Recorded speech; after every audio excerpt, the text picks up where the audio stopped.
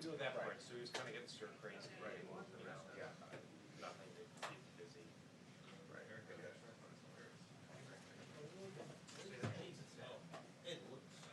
Yeah, I should have showed you wrote a little bit lower. I assume that's why. But no. I wouldn't worry about it. You got a significant issue. They did give us one, yeah. What, what? Sort of. But they gave us one.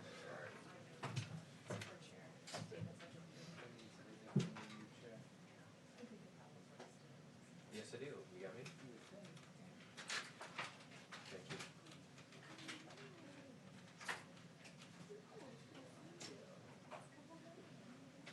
Oh, thank you. I am hearing myself on a delay. If we can fix that.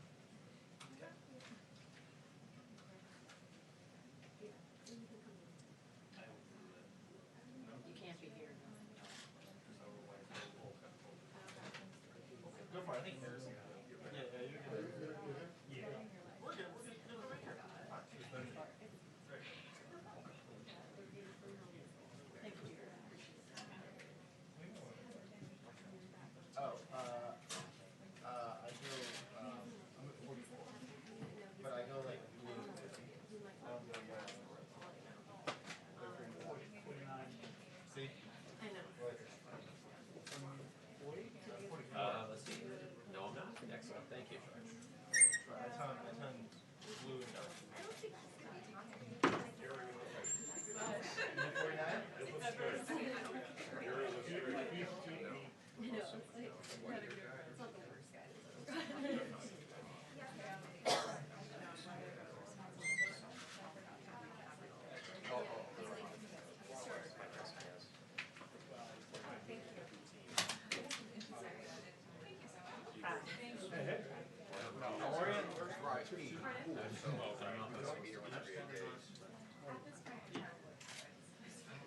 That's reassuring. Yeah, get you right It here. makes me feel even better. I love coffee. Hi, Jen. How are you? Great.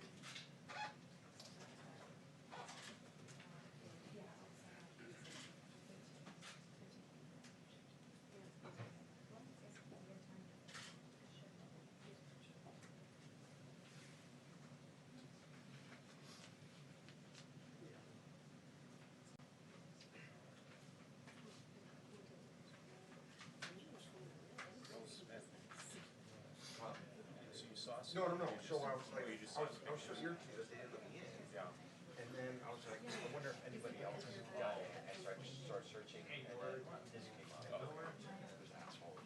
Yeah.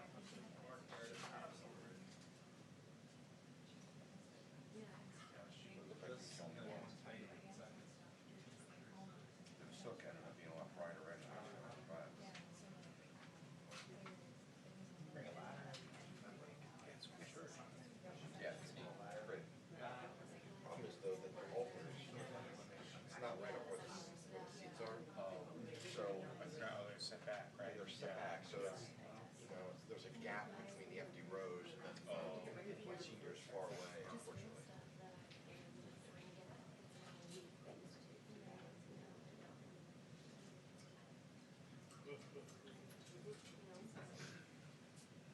See, so Jonathan Newton had some nice stuff in the streets getting.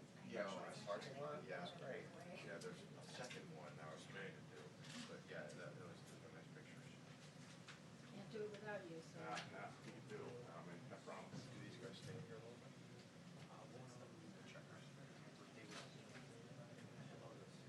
Service. Service guys. Oh, right, yeah, yeah.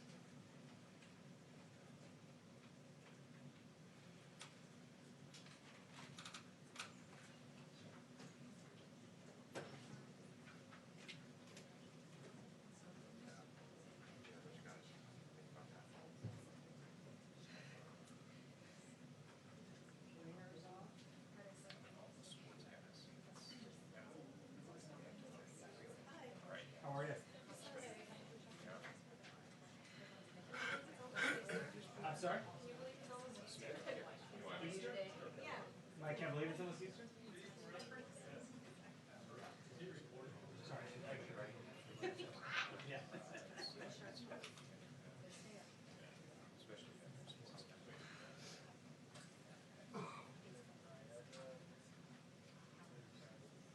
Your kids out of school? Yeah, they're out until, sure, until August. Hey, New York. Right now, it's just recently. So there won't be New York is going to the kids here for like summer camp and stuff.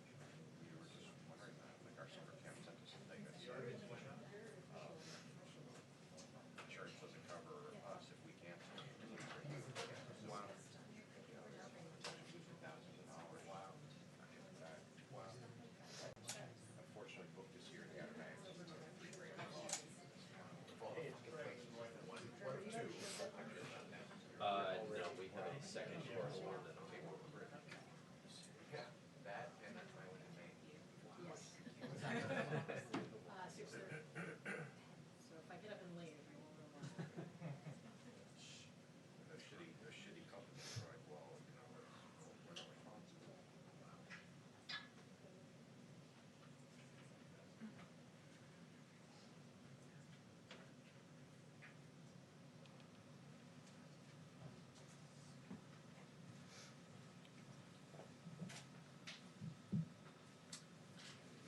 Harvey Weinstein, possibly? No. Are you serious? Hey, any luck getting ISP to fire there? I'm not hearing anything in ISP right now. I hear you, 1, 2, 3, 4, 5, 1, 2, 3, 4, 5. 1, 2, 3, 4, 5, 1, 2, 3, 4, 5.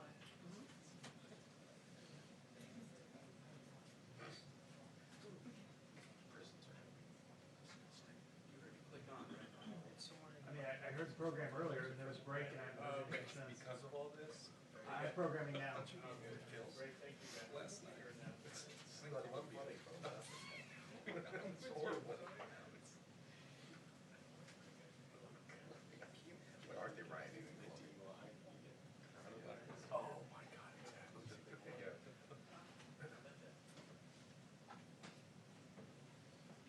Yeah, I can do that. What, can you tell me what the plan is?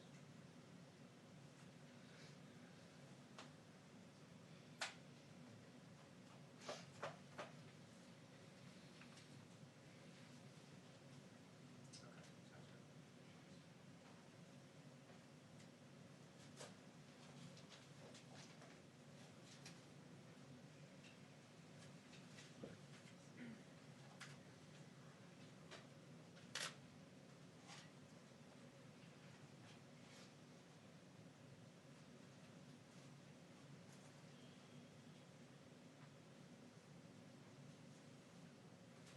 Hey, Paul, I got your line clear. You got me, sir?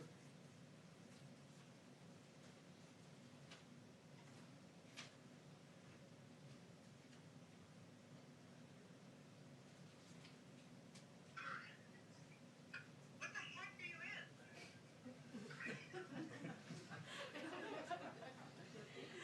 What's going on? Oh, yeah, of course.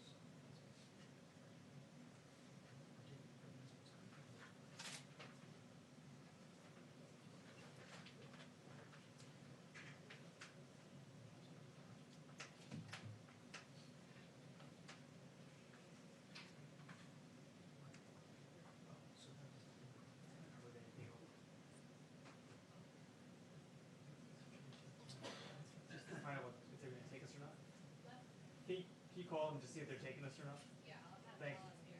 Thank you.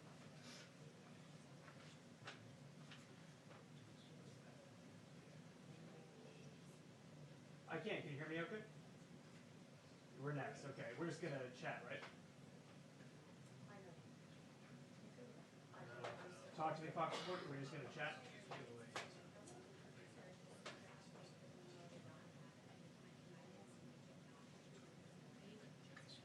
Yes, I'm just saying we're just gonna chat, right? Just okay. Thanks.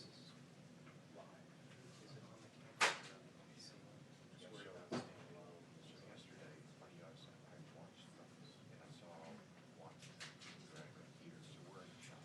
Oh, we are, okay. When I come out, it was among them, we're out of the shop, okay. But right now, we're back there, like, yeah. Stay well. No, okay, okay, so it's just the one camera is all, and I saw, but this, in that one, probably yesterday. Okay. Just didn't want to, you know, yeah. Blocking.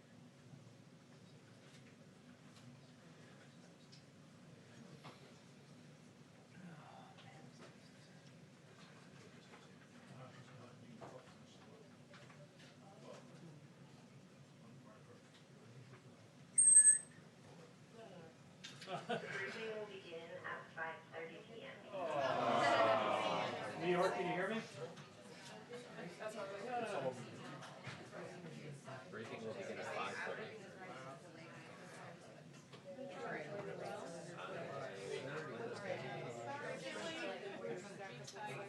Water's gonna be standing behind you. Just key deal. Okay, That was all like this. you guys already pre-built this on something? Would you go back there so that we can like study it? Like when, you know the door, when they open? Just gonna go like that.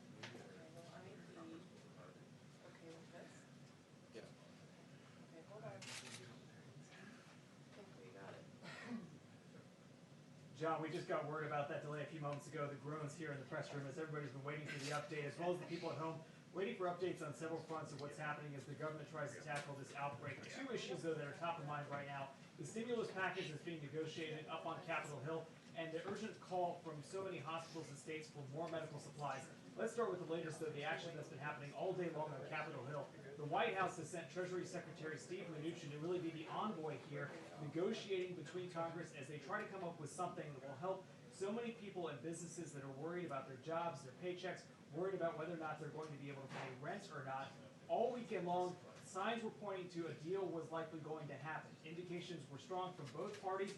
We heard from both Leaders McConnell and Schumer on the floor last night, indicating that they were feeling good about where things were going. That even seemed to be the case early this morning. And then as the afternoon has went on, it seems that there have been some hiccups there with the Senate bill, and then House Speaker Nancy Pelosi saying they were still working on their own package there in the House. We've been waiting to see whether or not there's going to be a similar action, and whether or not there's going to be a deal essentially made there. Because the bill that had been introduced, the bill that so many people have been talking about, covered a wide variety of different things, including extending unemployment insurance up to 39 weeks for those who would be eligible workers, also providing those one-time stimulus payments that there's been a lot of talk about. Now, that money, of course, would not just go to every single American. Not everybody who's watching would qualify. It would depend on the amount of money that you have reported in the past and whether or not you were married, the amount of kids you may have. That would kind of determine how much those checks would be out. There's been a lot of questions, though, about, is this the right approach, whether this is enough money, too little money. That's something that a lot of lawmakers have been talking about. There's also been the need for small businesses to be able to keep people on their payrolls. John, this is something that we have seen get hammered out in this bill as well.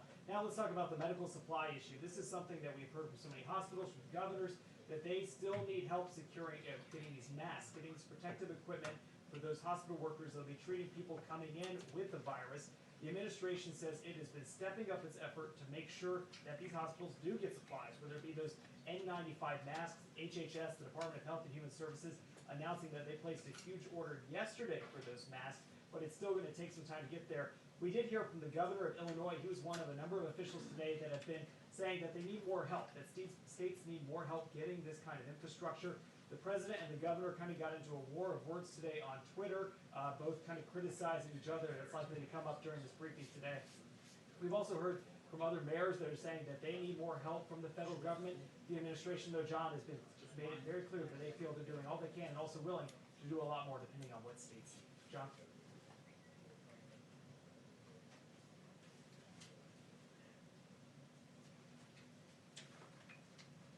Thanks. Thank you.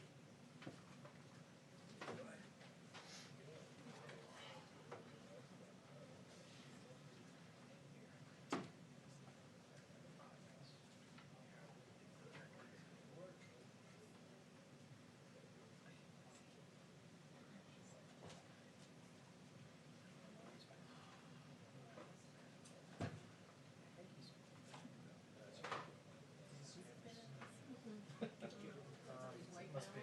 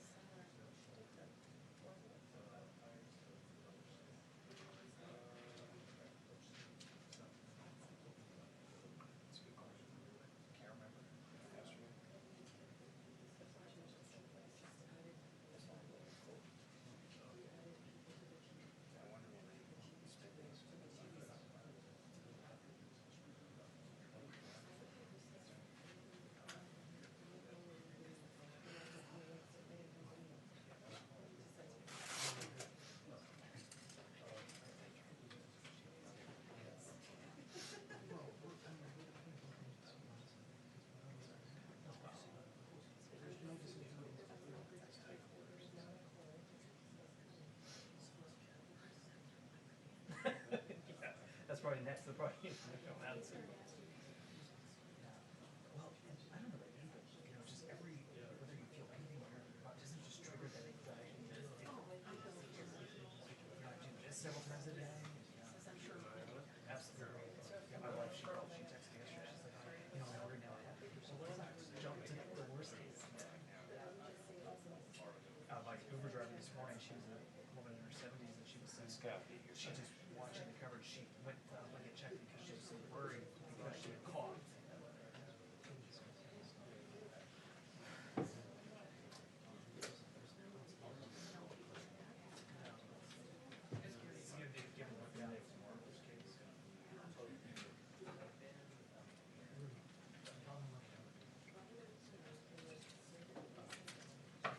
I'm just so worried about the family.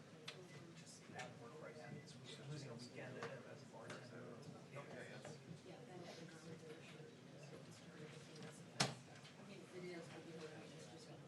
Worse and worse. Did you see Marriott and Bethesda? 60 or 70% of their corporate workforce. Just right here in Bethesda.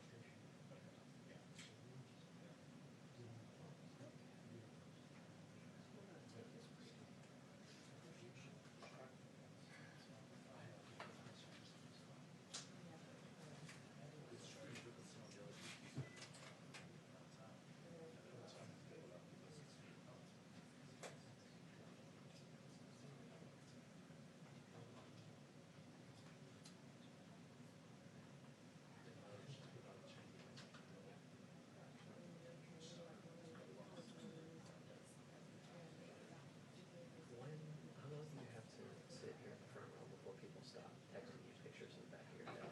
It never stops. To be followed by a taller, taller version. Oh, yeah.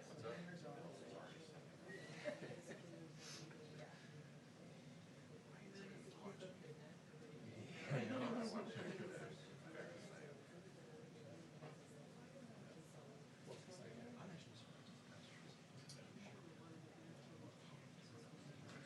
You're right about that. And there's just something where the anxiety's not there. I totally, this, and I was just as guilty as doing it because I would line up behind it. And it just, but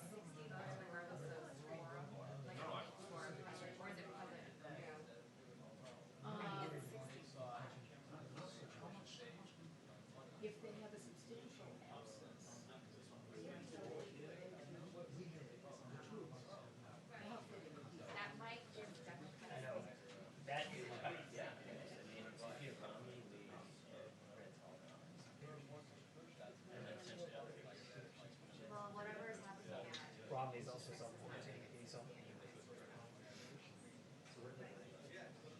voting on it next week, only to be able to advance to the final. But they, because of the fact that it's part of the happening, I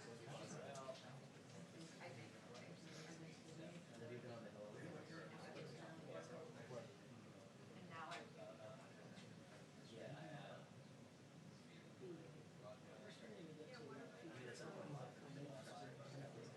Are reporters from the Hill like that?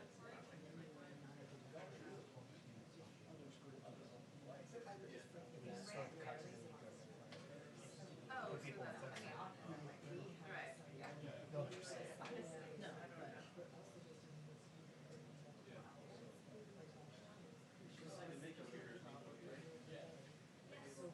It's just that's so surreal.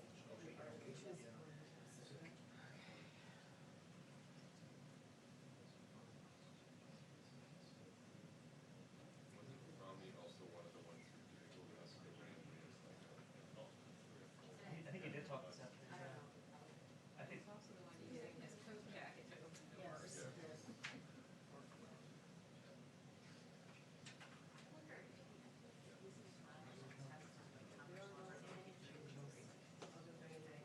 I mean, it feels like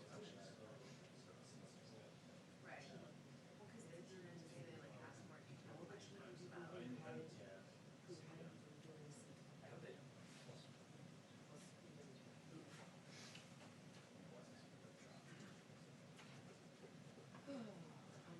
That's all.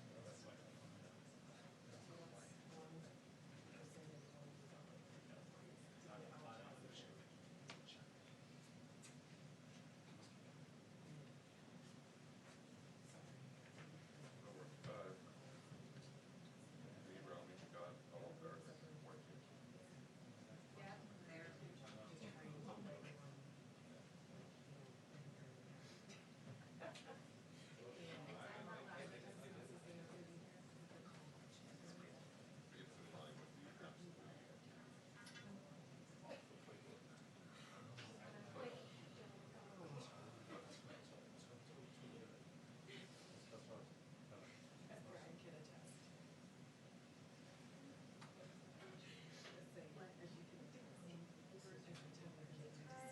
No, I didn't see that. Wow. Dude, that's page 6. Yeah, it was page 6. I saw these people also making has to sense. take the minutes set to like 100. Holy cow. You would have bets on this year. Just never would.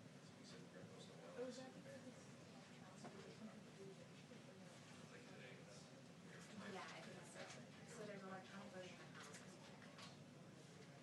But in the Senate, it's still.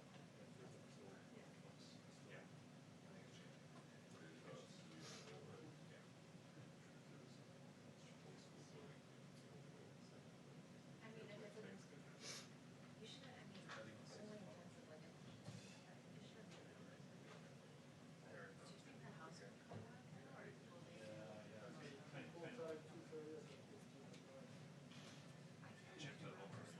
Also, like, we can't use the.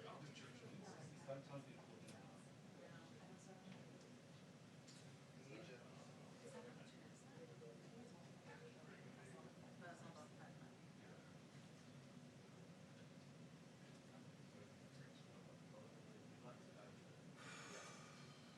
Yeah, you're right.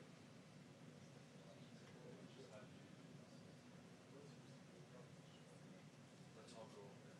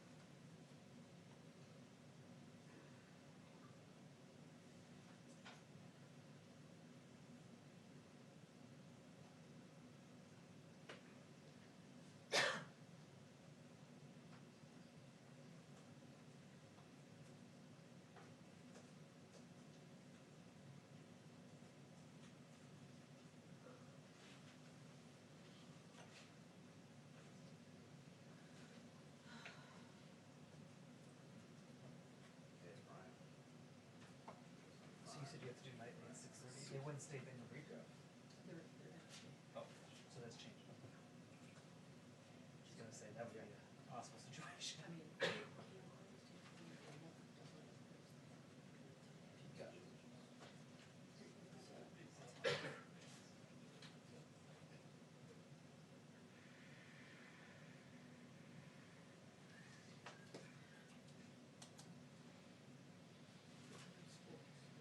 Yeah, it's true, we gotta fill it, yes.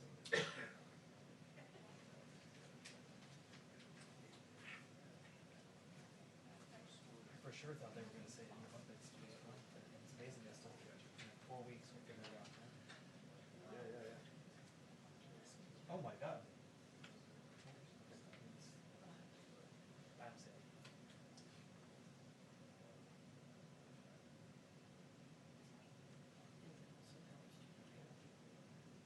For it to last.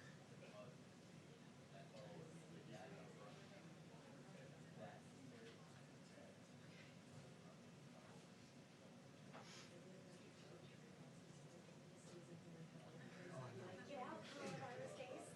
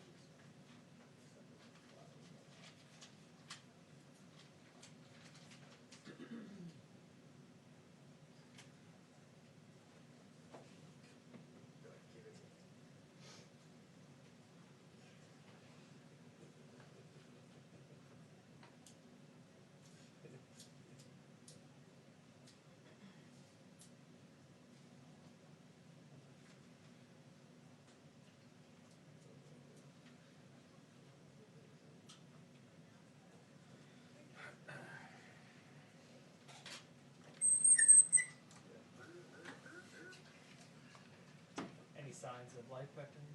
A little bit. Timing? Yeah, I think we're close. Close. Is it also? I hope not, 'cause now I'm sitting here. Yeah. We'll take it as a good sign. Yeah.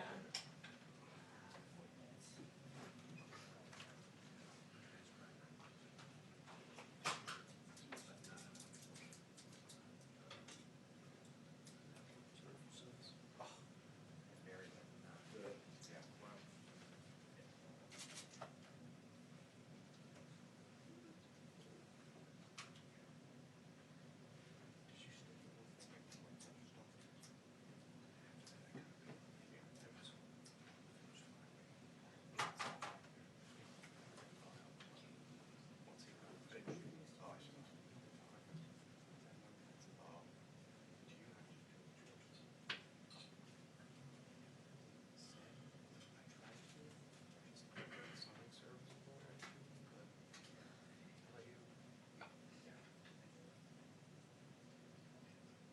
It looked like that car was standing up yesterday, like a horse.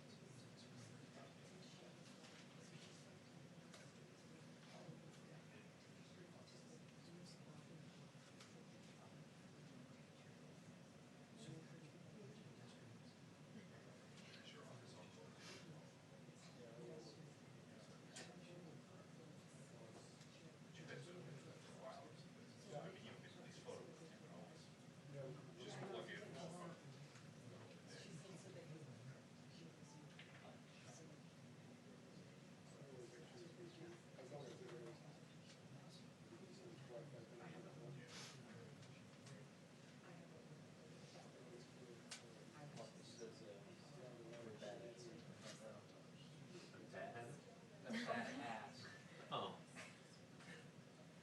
Great, thanks. That's smart, that's smart. Oh, okay, Yeah. I appreciate it. Yeah. Don't let it pass on.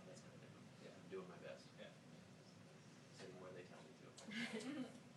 It's not fast, but this is where they told you. Pretty so, tough, Yeah. right? Following directions. That's what I thought. I was The like, what? that's probably right. The bad at it. Oh, bad at it? That was what I thought you said. No. Bad at sitting. Because of the height. That's nice. That would be lovely, someone would say this, but.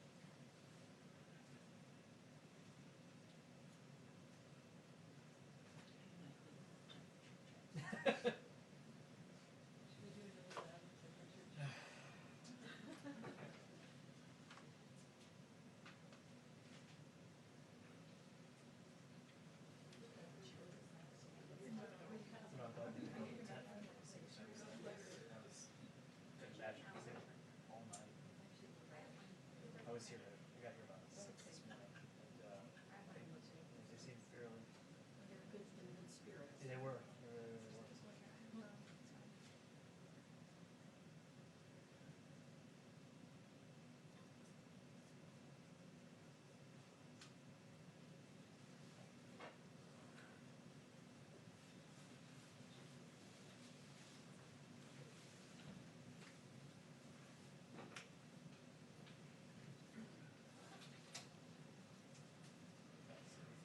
Did you see anything? Not a good sign. He's coming.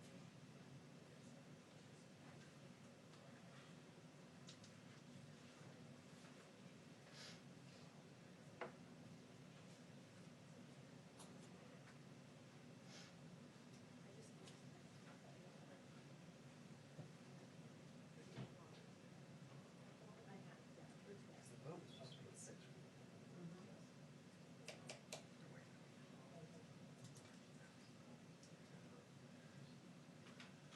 It was nice. Yeah. He called the principal's office.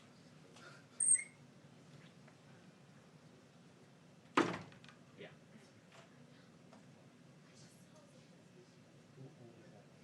What'd you say? Okay. Sounds good.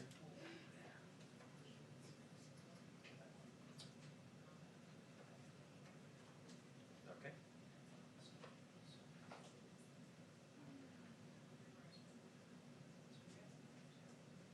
Okay, so you're saying if it's after 6, then we will just not take it as fed at all? Only local? Well, just, They can't.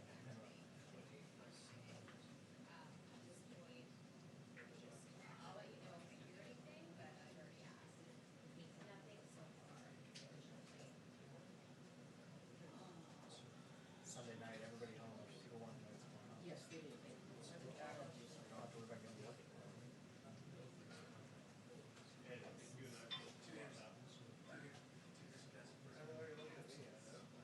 Are they rated twice so far?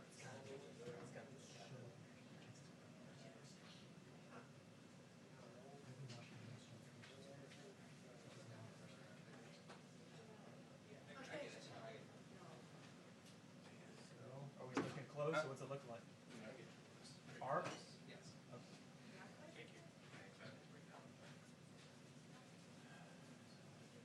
I would probably take all these things, but a little bit of right. What did they say back there? Hmm? Did they say anything? They were getting close. Okay. So for pool, it's like, That's what they told me. it's like how they're Yeah. close to a deal and. They said they're, Always yeah, close. they were on, they said it should be in.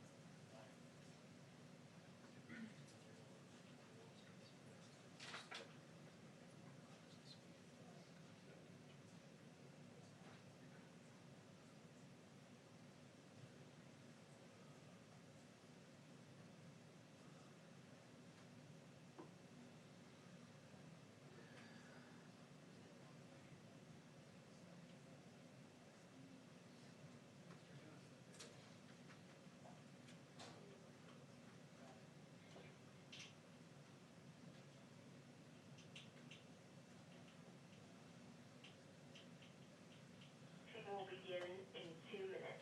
Briefing will begin in 2 minutes. Just heads up, New York Community, we got a 2-minute one. We got a 2-minute one, New York Community.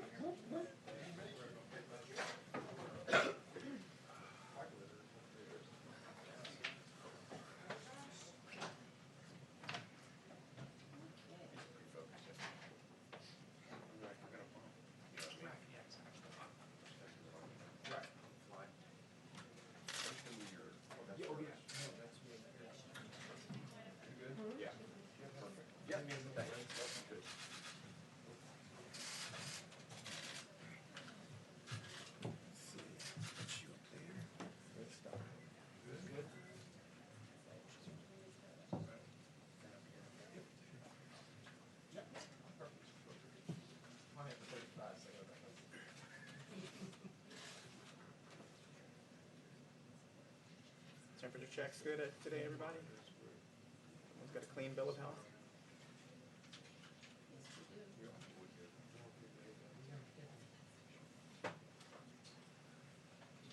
I did, but I figured I should have.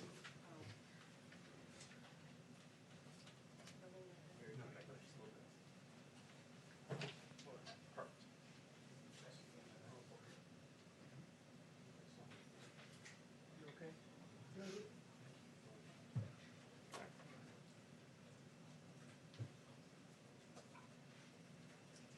I can, yeah. No, they're about to come up here. They should be here in a second. I think they're here. Sure. I can talk as we're waiting here, if that makes sense. Okay. Do whatever you want. No, I don't, yeah, try.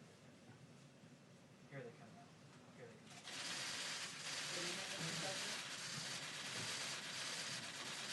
Thank you very much. Just before we begin, I want to mention we're working very hard, long on getting a young group of people out of Peru. We've removed some, and the rest are being removed with the cooperation of the Peruvian government. And we're also dealing with Honduras on getting some people out that got caught up, and we are working on that very well, again, with the Honduran government's work, and they're working with us, so I appreciate that. We have a couple of other locations that we'll report to you, and we were able to get a young woman released from a certain area who was being horribly accosted, horribly treated, and we spoke to General Milley. General Milley took care of it. We went in, and we got her out, and we'll report further on that one. But it's that was rough stuff. I want to thank General Milley. I want to thank all of the people that were involved and the people that went in to get her. I want to thank you very much. As we continue to marshal every resource at America's disposal in the fight against the Chinese virus, we're profoundly grateful to our nation's state and local leaders, doctors, nurses, law enforcement, and first responders who are waging this battle on the ground. It is absolutely critical that Americans continue to follow the federal government's guidelines, so important, about social distancing, non-essential travel, and hand washing. Defeating this unseen enemy requires the help and commitment of every single American. I want to just say that Senator Rand Paul, a friend of mine, he's been a great friend of mine. He's been always there when we needed him, when the country needed him. And as you know, he just tested positive. Jose Diaz-Balart, spoke to him yesterday, tested positive. And some people are, they're getting quite close to home. And it's a terrible thing that's going on. The hidden enemy, I call it the hidden enemy. And I think they'll all be fine. I hope they're going to be fine. But I just want to send our regards, and I think I can speak on behalf of our country, to those two great friends of mine. We're working urgently with Congress on legislation to support the millions of workers, small businesses, and industries who have been hit hard by the virus through no fault of their own. Our goal is to get relief to Americans as quickly as possible so that families can get by and small businesses can keep workers on the payroll. This will help our economy, and you will see our economy skyrocket once this is over. I think it's going to skyrocket. It's a pent-up demand. It's a built-up demand, and I guess you really have to say who knows, but I think it's going to be a tremendous day when we win this war, and we will win the war. We want to win the war with as few, if you look at it, just deaths as possible. We want to have as few number of deaths as possible. Today I'm announcing action to help New York, California, and Washington ensure that the National Guard can effectively respond to this crisis. The National Guard, these are tremendous people. They're fully on alert. We've signed what we had to sign, and it's been activated. We're dealing also with other states. These states have been hit the hardest. Actually, pretty much by far, you could say the hardest. Everybody can see that. Just look at the numbers. And through FEMA, the federal government will be funding 100% of the cost of deploying National Guard units to carry out approved missions to stop the virus while those governors remain in command. So the governors locally are going to be in command and will be following them, and we hope they can do the job, and I think they will. I spoke with all three of the governors today and just a little while ago, and they're very happy with what we're going to be doing because we'll be announcing some other things for those three states and some other states where it's hit the hardest. This action will give them maximum flexibility to use the Guard against the virus without having to worry about costs or liability, and freeing up state resources to protect the health and safety of the people in their state. The federal government has deployed hundreds of tons of supplies from our national stockpile to locations with the greatest need. In order to assist in those areas, I approved the state of New York's request for a major disaster declaration, something which Governor Cuomo has been asking for and which I agree, and we had it done in very rapid fashion. We approved this on Friday evening, and we are working very, very hard to get all of these things not only signed up, but completed and finished and win. The request from the state of Washington for a major disaster declaration was approved just a little while ago, went through the process, and we moved it very quickly. The request from the state of California was just received, and we will have it approved very quickly. We'll be working, I told that to Gavin Newsom, and we're working on getting that done very quickly. It'll be done maybe tonight. We have large quantities of medical equipment and supplies on the way based on all of this to those states, including respirators, surgical masks and gowns, face shields, coveralls, and gloves, with large quantities already delivered to Washington and to New York. In addition to large quantities of supplies, I've also directed FEMA to supply the following: 4 large federal medical stations with 1,000 beds for New York, 8 large federal medical stations with 2,000 beds for California, and 3 large federal medical stations and 4 small federal medical stations with 1,000 beds for the state of Washington. The governors know. The supplies en route to California and New York will be delivered within the next 48 hours. In addition, the Naval Hospital ship, the USNS Mercy. It's incredible ships. These 2 ships are incredible, one on the West Coast, one on the East Coast, will be deployed to Los Angeles to add emergency surge medical capacity, and they have a tremendous capacity. They are really something. I will say that if you look at some of the things we've been doing, and now those numbers have gone up, and just to be a little bit more exacting, we've done a presidential approval for request for major disaster declaration for the state of New York, approval of Title 32 National Guard activation for the state of New York. We're providing all of this at no cost to the governor. I spoke with Governor Cuomo. He's working hard. We're all working hard together. The relationship has really been amazing. but it also enables the governor to provide robust National Guard support to the state. And the 25%, we're going to be waiving that 25% cost. We're picking up, we'll be coordinating, and they'll be doing something with very special people. Mission assignment of the U.S. Army Corps of Engineers to provide support to build out alternate care sites. They're doing various alternate care sites, which have now been designated by New York. 4 large federal medical stations of 1,000 beds. These are very complex places, actually, with great equipment and great people. Strategic National Stockpile Order, and this is as of a number of days ago, so far delivered to New York, and this is the 19th. We had the N95 respirators, 186,416 delivered. We've delivered 444,078 surgical masks. Many have been delivered since then. Face shields, we've delivered 84,560 face shields. Surgical gowns, 68,944 to New York. Coveralls, 352. Gloves, 245,486.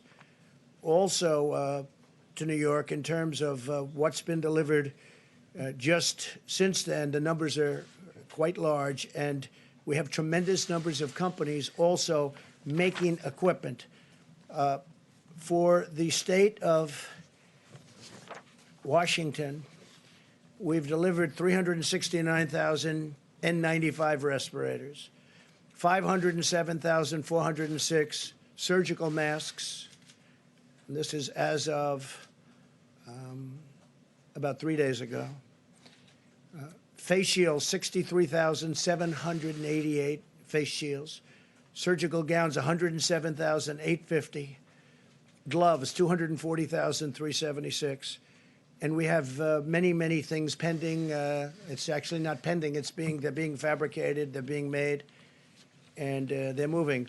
Now for Washington, so we have 4 small federal medical stations, 250 beds, and for Washington, state of Washington, we have 3 large federal medical stations, 750 beds, and then you have, as I said, the approval of the Title 32 National Guard.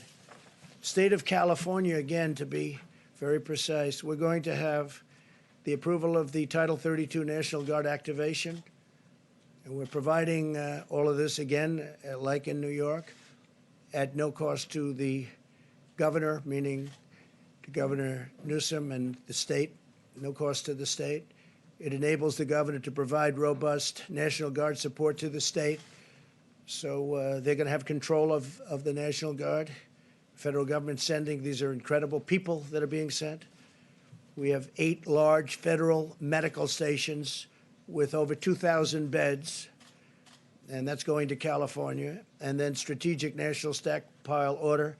We've ordered likewise hundreds of thousands of different items.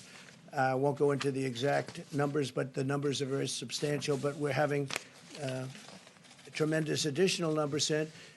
And whatever the states can get, they should be getting. I say we're sort of a backup for the states. And some of the states are doing really well, and some don't do as well. The ones that don't do as well need more help. But these are 3 states that really do need help because they are hit very hard.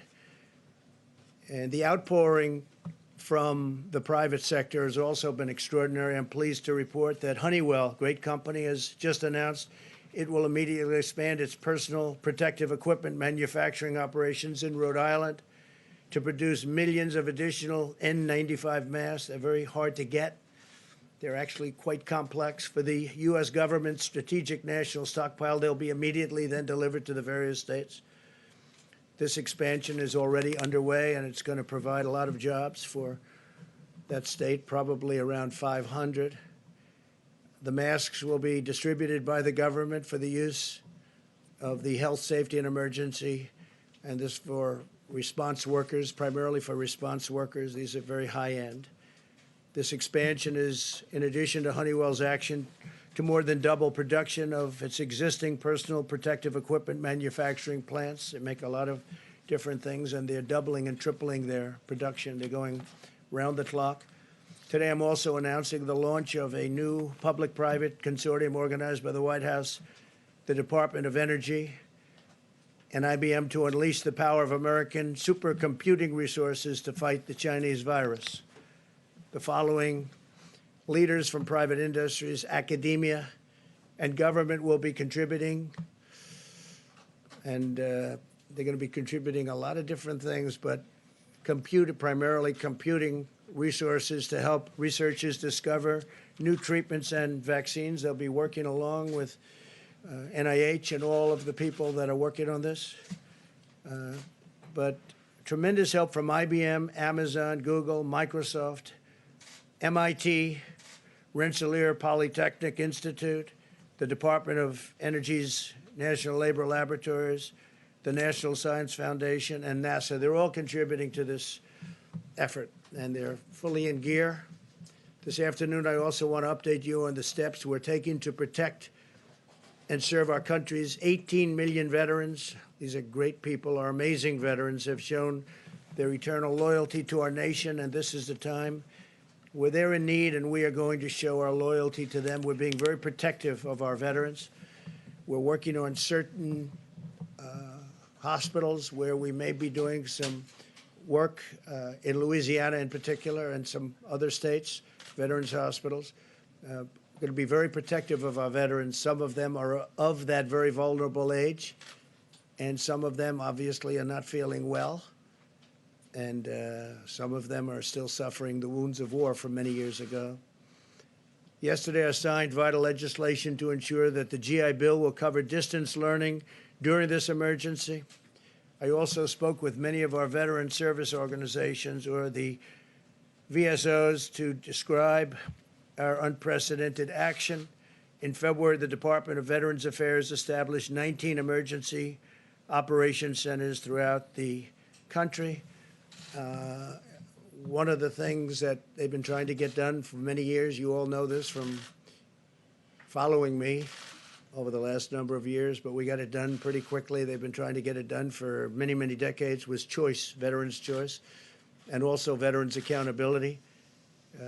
Now, if it's crowded within this, if they can't get to a doctor, we have great doctors in the VA. I have to say that. We have fantastic doctors, as good as they come. But it's hard to get to them because of what was bureaucracy, but no longer bureaucracy. We've done a lot of things, in that case, because of accountability. When people aren't doing their jobs, or if they're bad, or if they're sadistic, or if they steal, or anything bad happens, we're now allowed to fire them for, I signed that a year and a half ago. For many years, you weren't able to do that. So the VA is working, and I was just told by our great leader at the VA, Robert Wilkie, he said for the first time, we get the highest marks in the history, highest poll numbers in the history of the Veterans Administration. Came out a week ago that they're happy. And look, one of the reasons that happened, highest in history, one of the reasons that happened is because of veterans' choice. If they have to wait online, they go and see a private doctor and we pay the bill. And they get better. They don't have to wait 2 weeks and 3 weeks or 2 days, but they get better. And a lot of times they waited so long that they would have a problem, and it would end up being terminal because they couldn't get the kind of treatment that they deserve. So highest poll numbers, highest approval numbers in the history of the VA. I was just given that information yesterday. We restricted visitors' access to 135 veteran community living centers, which house nearly 8,000 veterans with chronic medical conditions, so that we limit their exposure to the virus. We want to totally take care of our veterans, and that's what we're doing. The VA has canceled most elective medical and surgical procedures. They're delaying them till after this is gone, after we've won. We began providing life-saving care to patients who had symptoms across the 171 VA medical centers nationwide. That's a big deal. under my administration, the VA has also been a leader in expanding telehealth. Telehealth is becoming a bigger and bigger factor in medicine. This month, we have taken bold action to cut through the red tape and make telehealth available for millions more Americans during this crisis. They can speak to a doctor from the safety of their home rather than risk becoming infected or making a tremendously long trip, when, frankly, you'll speak to a great doctor right from your home. It's happening, telehealth. We're very much at the forefront of that, too. We're very proud of it. And it also takes a big burden off our system. We continue to accelerate the development of safe and effective vaccines. We're also aggressively investigating a number of antiviral therapies and treatments to determine their potential in reducing the severity and duration of the symptoms. And you know how I feel, because how I feel is on Tuesday, they're going to be starting it on Tuesday morning.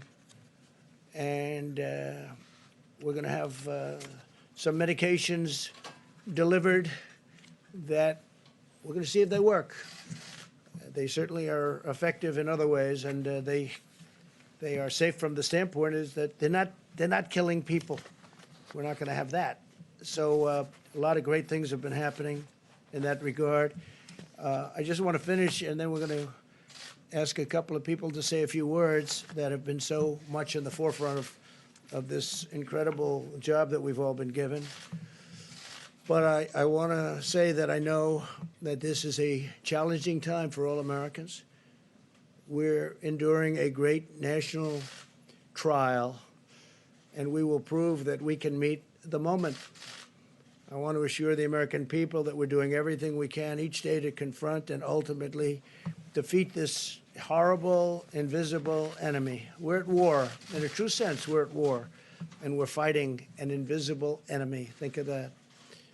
For those of you who are feeling alone and isolated, I want you to know that we are all joined together as one people, eternally linked by our shared national spirit. We love our country, a spirit of courage and love and patriotism. No American is alone as long as we are united, and we are united. We're very united. People are saying things now that 3 weeks ago, they didn't talk that way.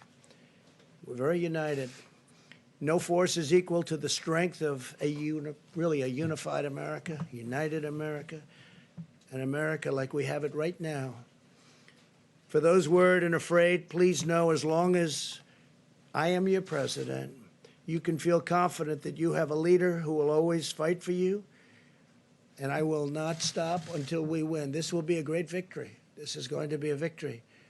And it's going to be a victory that, in my opinion, will happen much sooner than originally expected.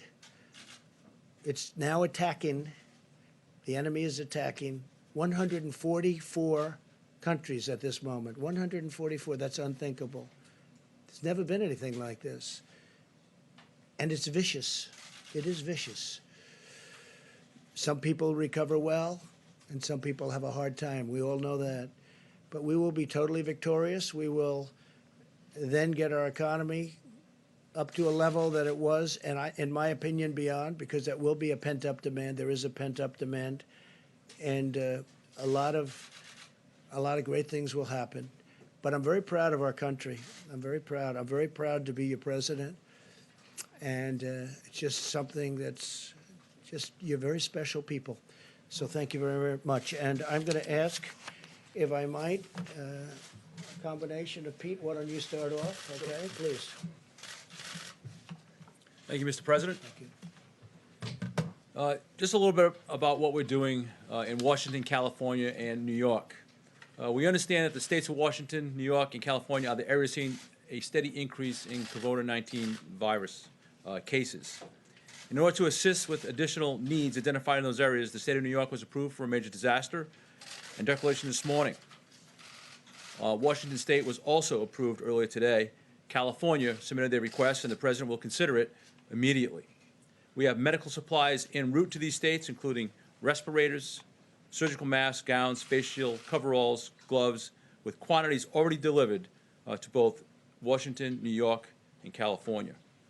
And we anticipate additional supplies to be delivered within the next 42 hours to all these states.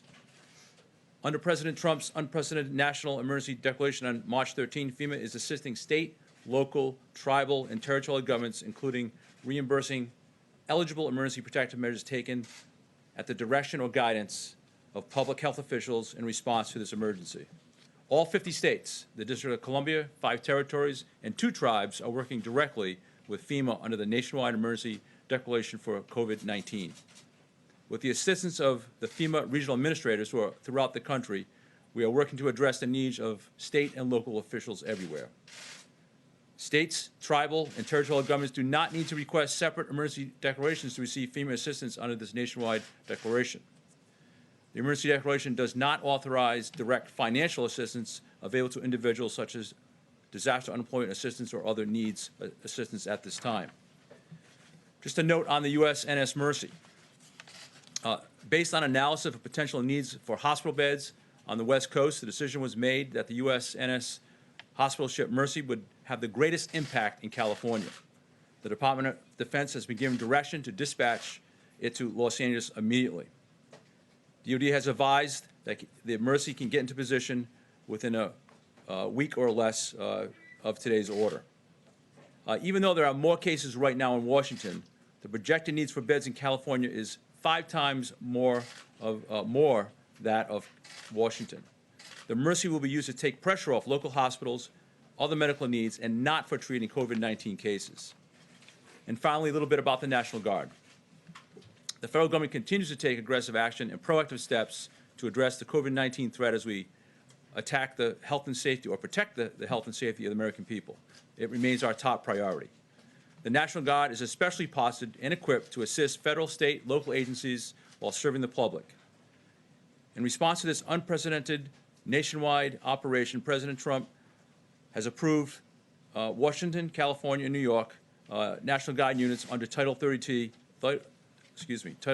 status for the COVID-19 response. The President's action provide the nation's governors continued command of their National Guard forces, enabling states to use additional resources to meet the missions necessary in the COVID-19 response. The National Guard is a viable and responsive avenue to provide a much-needed asset that is state-managed and federally supported. And I want to be clear, this Title 32 activation does not federalize National Guard members. The National Guard is still under the authority of each governor. They will work in concert with the Department of Defense. And we've had a lot of disinformation circling, and I want to make sure it is understood that this is not martial law. The Department of Defense, by way of a mission assignment, will lead this task. And then finally, we continue to respond to hundreds of requests from governors across the country in filling all their critical needs. Thank you, sir. Thank you, Pete, very much. Peter Navarro? Thank you, sir. Thank you, Mr. President. Good evening. What I want to talk briefly about is the Defense Production Act. And to give you the overview here, using the full power of private enterprise and the full force of the federal government, my job at the White House is to make sure tactically, working with FEMA and HHS, the American people, particularly our healthcare professionals, get the gloves, the masks, and all of the personal protective equipment they need. And I can tell you, sir, that since you signed the Defense Production Act, my job's gotten easier. And let me explain why. The Defense Production Act, in this context, has 2 primary functions. One is mobilization of the industrial base, in this case, the public health industrial base. And the other is allocation of resources, both from the supply chain to the manufacturers and from the manufacturers to the end users, such as the healthcare professionals. Now, what we're seeing on a purely voluntary basis, based on the leadership of this administration, we're seeing the greatest mobilization of the industrial base since World War II. And every day I'm working with organizations and companies, National Association of Manufacturing, the National Council of Textile Organizations, and so on, in terms of building up rapidly our capabilities to get what you need. Now, let's think about what mobilization means. It can mean, for example, repurposing a factory. So Pernod Ricard called us last week, and they had 3 hurdles they had to deal with. They called my office. had to make a call to Treasury, FDA, and HHS to clear the path. We got that done that day. They started their production that day, moving from alcoholic beverages to hand sanitizers. And as we speak, a truck is moving towards New York and will arrive there Tuesday to share with the hospitals over 1,000 gallons of sanitizer. So that would be a repurpose. A second example would be one that the president offered with Honeywell. Again, Honeywell called the White House asking for help from the president. And what they said is, look, we want to do this new factory in Smithfield, Rhode Island. They called me on a Friday morning. And by that night, we had a contract in to HHS. HHS flipped that immediately, and I had Honeywell moving people and equipment from Massachusetts to that facility in Smithfield, Rhode Island, and we're going to have those masks produced within 30 days, moving on the assembly chain. So my point is, mobilization is repurposing, building up capabilities. And the other portion is, of course, the allocation of resources. Now, what I can tell you so far is that the Defense Production Act, sir, has given me quiet leverage. When you have a strong leader, you can take a light hand initially. And so what we've seen with this outpouring of volunteers from private enterprise, we're getting what we need without putting the heavy hand of government down. There will be possibly cases down the road, and the manufacturers have actually asked me and alerted me to this, where some places in the supply chain, they may have problems that the White House will have to break through using the Defense Production Act. We won't hesitate to do that. The last thing I'll tell you is that I also get a lot of calls that are very disquieting. Brokers are offering millions of items, whether they're goggles, masks, or whatever, and you go through 3 different brokers, tracing to a warehouse in LA that's allegedly got 10 million masks, and they want to charge you 7 times what they cost. That's price gouging. A message to the hoarders: if you got any large quantities of material that this country needs right now, get them to market or get them to us. We'll pay you a fair price. But if you don't do that, we're going to come for you and make sure that doesn't happen in this country, and that would be a good use of the Defense Production Act. So I salute you, sir. You've made my job easier, and I appreciate that. Thank you, Peter, very much. Mike, please. Thank you, Mr. President. Task Force met this afternoon, as we do every day. And let me begin today by simply saying thank you to the American people. And thank you for the way that people across this country, 7 days into 15 days to slow the spread. The people in communities large and small across America are responding, are cooperating, are communicating, not just on behalf of their own health and the health of their family, but more importantly, on behalf of the most vulnerable among us. So on behalf of your president and our entire task force, just thank you to the American people. I also want to express our appreciation to the governors across the country. President today just announced action in New York, California, and Washington State as the latest demonstration that this administration will do whatever it takes to support the leadership at the state and local level as the American people confront the spread of the coronavirus. The legislative efforts that are underway, being negotiated on Capitol Hill as we speak, the bipartisan spirit that's taking place there, that's reflected in all of our interactions with state leaders around the country, is a great credit to the nation. But it should be a great encouragement to the American people that your government at the federal level, at the state level, working with courageous healthcare providers all across America, are coming together to meet this moment. And that is the way our system works. It's extremely important that the American people recognize that one of the things that makes America different is that we have a system of federalism, and that by putting FEMA in the lead, the president has emphasized that our response to the coronavirus is in the anthem of FEMA, it is locally executed, state managed, and federally supported.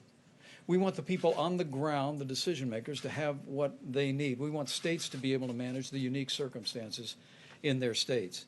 And whether it be the legislation moving through the Congress or the efforts the President announced today. Major disaster declarations, Title 32 on the National Guard, resources flowing, hospital beds flowing.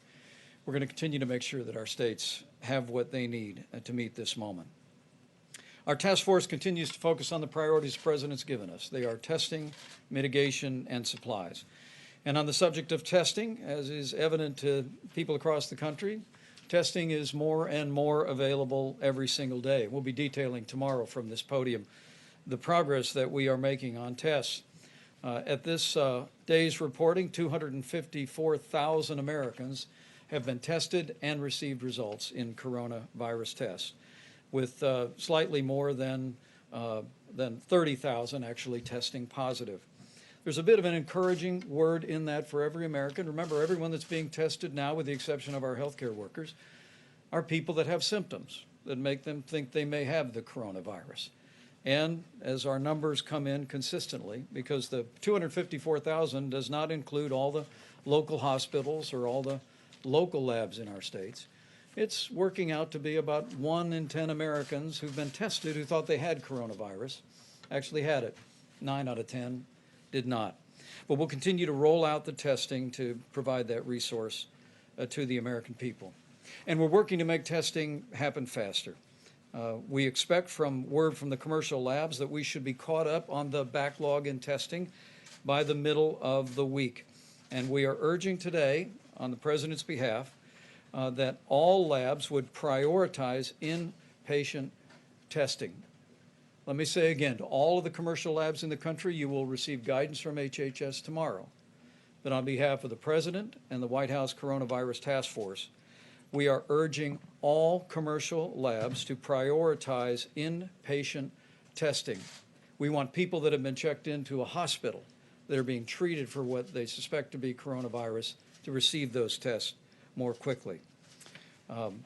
Also, I'm pleased to report that yesterday the FDA approved an emergency authorization on a new test that should be in production by the end of March.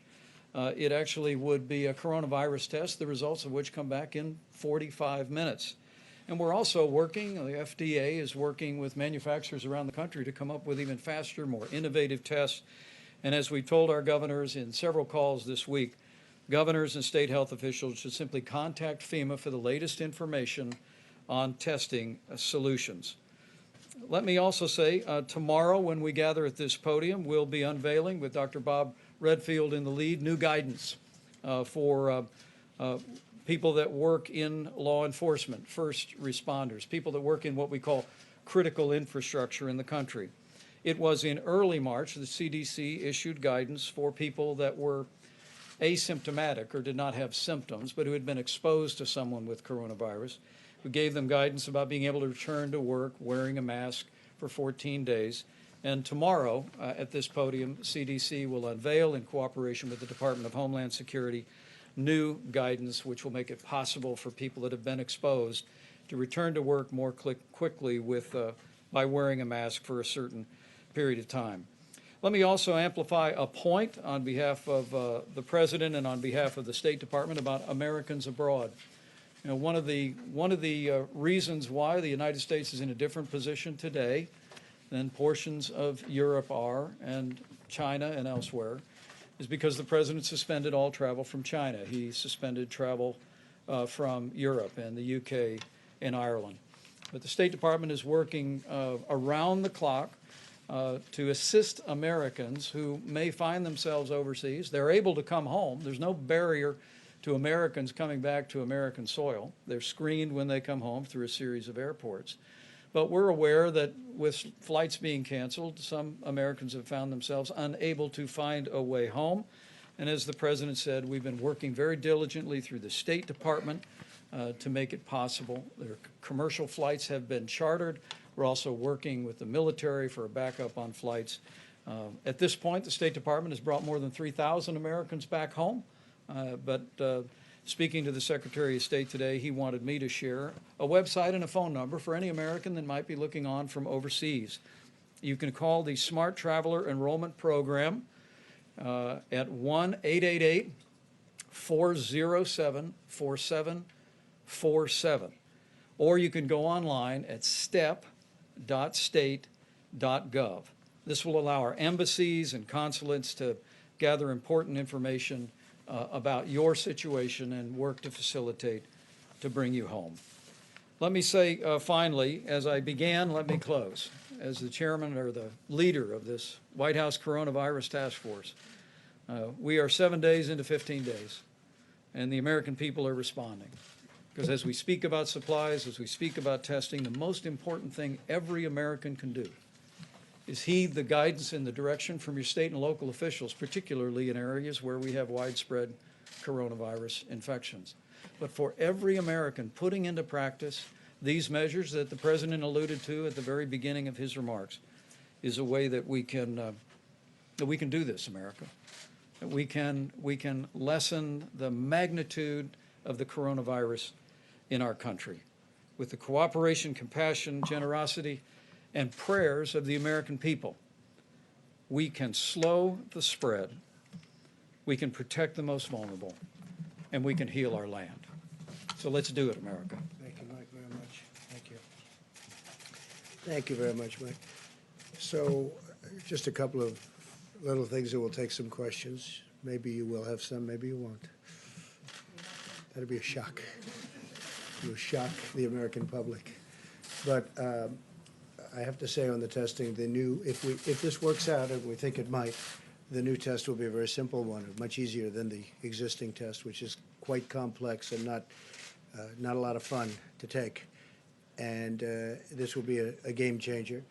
But remember, we inherited a broken, obsolete system.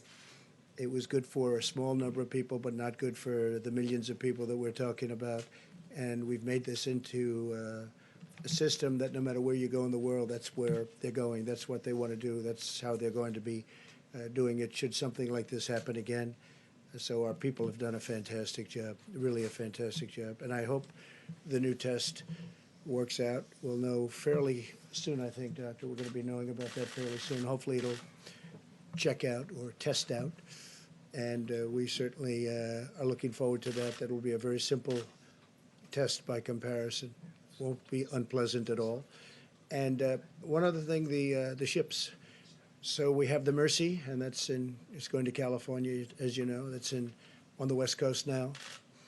And you have a sister ship that's essentially a twin. They're incredible. I mean, they're incredible ships.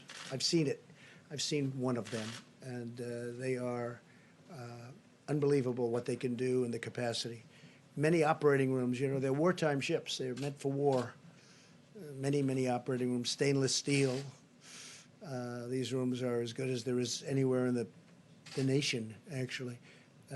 I spoke with Governor Cuomo. We had a great conversation today, a number of conversations, actually. He's working very hard. And we are going to be bringing that ship that's called the Comfort. So you have the Mercy and the Comfort. The Comfort's on the East Coast. And that ship will be coming over the next 3 weeks, 3 or 4 weeks.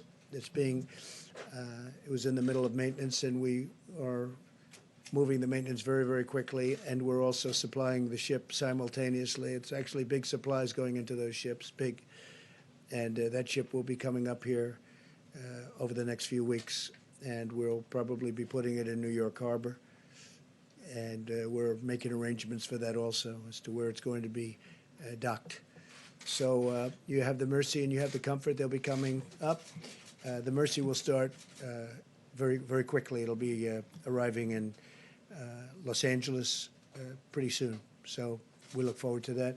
A question? ABC, go ahead. Thank you. First of all, Senator Paul testing positive. When's the last time you had in-person contact with him? Gee, I think it was quite a while ago. I don't But know. also, It's been a long time. On top of Senator Paul, now 4 senators are in isolation, and the rules say that in order to vote, they have Who to are be they, there. please? Who are they? Romney, Senator Lee, Senator Gardner. Senator Gardner, Senator and Rick Scott. Senator Rick Scott. Also, 2 of them were in contact I with. guess Rick is with coming out. With the critical stimulus package vote expected. Romney's in isolation? Yes. Yes. Gee, that's too bad. Go ahead. Detect sarcasm there, No, sir? no, none whatsoever. Do you think that Congress should consider changing the rules to allow them to vote remotely if it comes to this critical stimulus I package? was thinking about it today, and I'm saying, you know, you could have a lot of senators and a lot of House members. I spoke last night with a very, very good man who happens to be in the House, as you know, and he's just started, and he tested positive. So you could have a large number of people in there from Congress. You could have, between House and Senate, you could have a large number. And I think it's something, at least, I mean, I fully understand why you should be there. I think it may be a constitutional reason why you should, but we could be in a position where I would certainly be in favor of it, where they could vote from a certain outside location. I would be in favor of it. I was thinking about it today. I mean, we could be in this, look, with what's going on, nobody's ever seen anything like this. You could have a lot of people in there from Congress. And it would certainly be, they may tell me there's a reason constitutionally, and there may be, but I would be totally in favor of it on a temporary basis. It does seem like negotiations still have a ways to go on the stimulus package. Are you concerned about the timing at all in the Well, best interest sense? we have an interesting thing. You know, we all want to get to the same place, but we have different. We want to, and I just wrote this down just a little while ago. We want to protect the worker very much. So do they. So do the Democrats. We also want to protect the worker through their companies. We don't want to necessarily. We're going to help the worker anyway, but ideally they can go back to one of their great companies. You know, you have great companies that are in financial trouble now, and we need money to help those companies so they get back into where they should be, health. You know, most of these companies 4 weeks ago were having the best year they've ever had. Last year was the best year, almost all of them, other than Boeing, which is incredibly had problems, big percentage of GDP. But we have to be able to work with Boeing. Boeing was a great company and will be a great company again, I think, shortly. So we have to work with the companies, and they don't want to do that. It's crazy.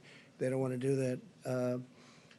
I don't want stock buybacks, so I don't know where the problem is there, but I know that's one of the things that they're talking about. I do not want stock buybacks. I don't want to give a bailout to a company and then have somebody go out and use that money to buy back stock in the company and raise the price and then get a bonus, okay?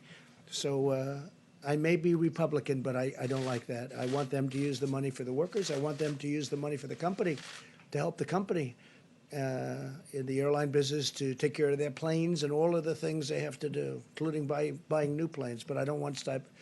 I don't want to have any stock buybacks. The Democrats are with me. I don't know what the problem is on that one because I can't imagine that is too tough. We want to be able to take care of our people. You're going to have things coming up. We're going to have some of the elements that they're talking about. They're down to, I mean, literally 95% of things that you would think that they wouldn't agree, and you'd think the Republicans wouldn't agree to it. And unemployment, as an example, is one of the things they talk about, and unemployment insurance. I think we're very close on that, but you know, right now they're not. So right now they're not there. But I think that the Democrats want to get there, and I can tell you for a fact the Republicans want to get there. And I don't think anybody actually has a choice. It's a bold package. It's a big package. We do have money for, one of the things is we do have money for saving small businesses.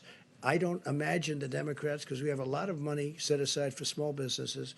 We also have a lot of money set aside for big businesses. You know, the big, powerful companies that were powerful 4 weeks ago, and today they're overextended. Look at the cruise line. That's a tremendous business, a big business, very important to Florida. And it's unthinkable a month ago. It's just unthinkable. They were setting all sorts of records. They're building new ships. We can't let the cruise lines go out of business. I mean, that would be massive numbers of jobs for our country, and actually for the world, but for our country, it's a massive business, and it doesn't take much to keep them going. So we have to provide for that. But I think both the Democrats and the Republicans are agreed that we have to take care of our workers, and we're going to be doing that in numerous ways, including a substantial cash payment. Yeah, please. When it comes to the Defense Production Act, we know that governors across the country all day today were pleading with you to utilize the DPA, saying that they need it specifically for that allocation piece that you mentioned, Mr. Navarro. Okay. Why not use it now if that would answer their pleas for help? Well, we are using it now. The fact that I signed it, it's in effect. But, you know, we're a country not based on nationalizing our business. Call a person over in Venezuela, ask them how did nationalization of their businesses work out? Not too well. The concept of nationalizing our business is not a good concept, but I'll tell you why. As Peter said, we may have to use it someplace along the chain, but we're getting calls. Here's the beauty of it. If we go out and we want, let's say, masks, we don't know who to call on masks, but Hanes, who makes things of cotton, various elements, lots of things, it's a great company, they called us and they said, we're going to make millions of masks. We got a call today from 3M. There's a big article today, the head of 3M. They're going to make tremendous products, and they're more or less in that business. And if they're not, like, for instance, General Motors spoke to us, Ford spoke to us about doing ventilators. The beauty is they're calling us. If you go the national route, nationalization route, we're going to tell a company to make a ventilator. They don't even know what a ventilator is. In the case of one company, they used to make them years ago, and they know how to make them. You know, it's a very complex piece of equipment, frankly. So what we're doing is, I think Peter said it may be better than anybody's going to say it. We have the threat of doing it if we need it. We may have to use it somewhere along the supply chain in a minor way.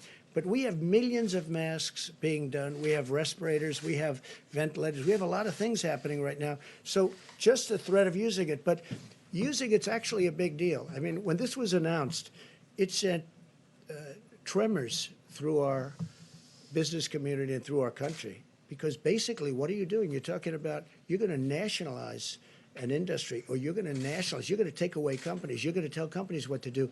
The truth is, most people, nobody would know where to start. There are companies out there that you wouldn't think of that have called us that say, we can do ventilators. We used to do them years ago, and they can do them in large quantities. If I call companies and say, you build ventilators, they don't even know what a ventilator is. So it's really working out very well. One of the reasons I read the numbers to you is because we've given vast numbers of just about everything. We've taken it out of our supply, and we're restocking our supply. But we're really backing up the governors. The governors have to go out, do their things, and you have a lot of governors. They've done a fantastic job. You have some that haven't. Usually it's the ones that complain that have the problems. But we've had a great relationship, as an example, with Governor Cuomo, with Governor Newsom. We've had a great relationship with the state of Washington. Those are three hotbeds. Now, we're also dealing with other states. As the Admiral said yesterday, we're dealing with all of the states, actually, in one form or another. Some are very affected in a very minor way, where you have 2 people or 3 people. And I don't even mean deaths. I mean literally cases. And that's different than New York, where you have, you know, tremendous, where everybody, I lived there for a long time, everybody's extremely close, it's tight. And you have a lot of cases in New York. And we're helping Governor Cuomo. We're helping Governor Newsom. They've been total gentlemen. They want to get it done, and we want to get it done. But doing it the way we're doing it is much better. It's really much better. But in terms of this, I'm asking about the supply chain. It's about allocation, not about manufacturing. So the companies, it's not about nationalizing the companies, it's about the allocation. We coordinate with the states, and we are coordinated with the states. And for the most part, the coordination's been very good. Look, 3 days ago, I had a phone call with all the governors. I actually allowed the press to stay. They weren't supposed to stay. And one person in the media said, that was surprising.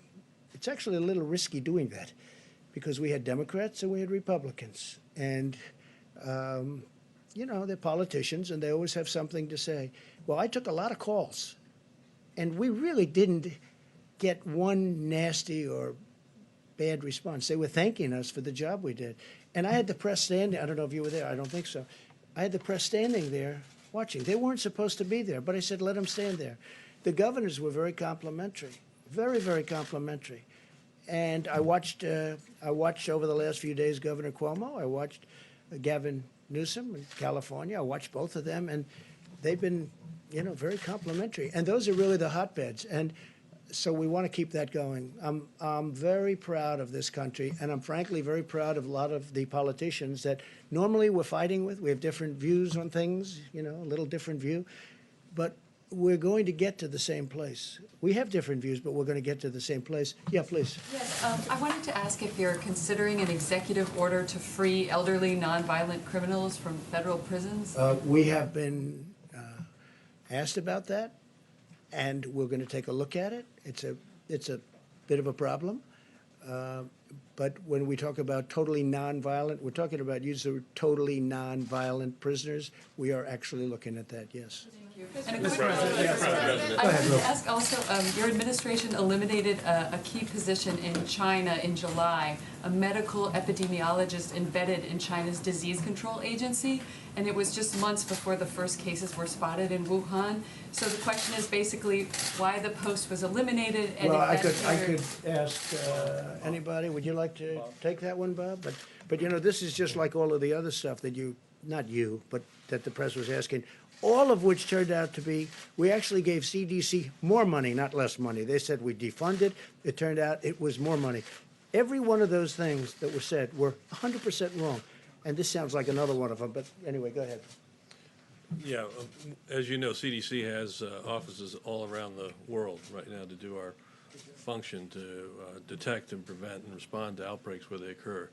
The China office is actually being augmented as we speak, and we've been embedded there for over 30 years. There's a reason they call it the Chinese CDC, because we've had that productive partnership.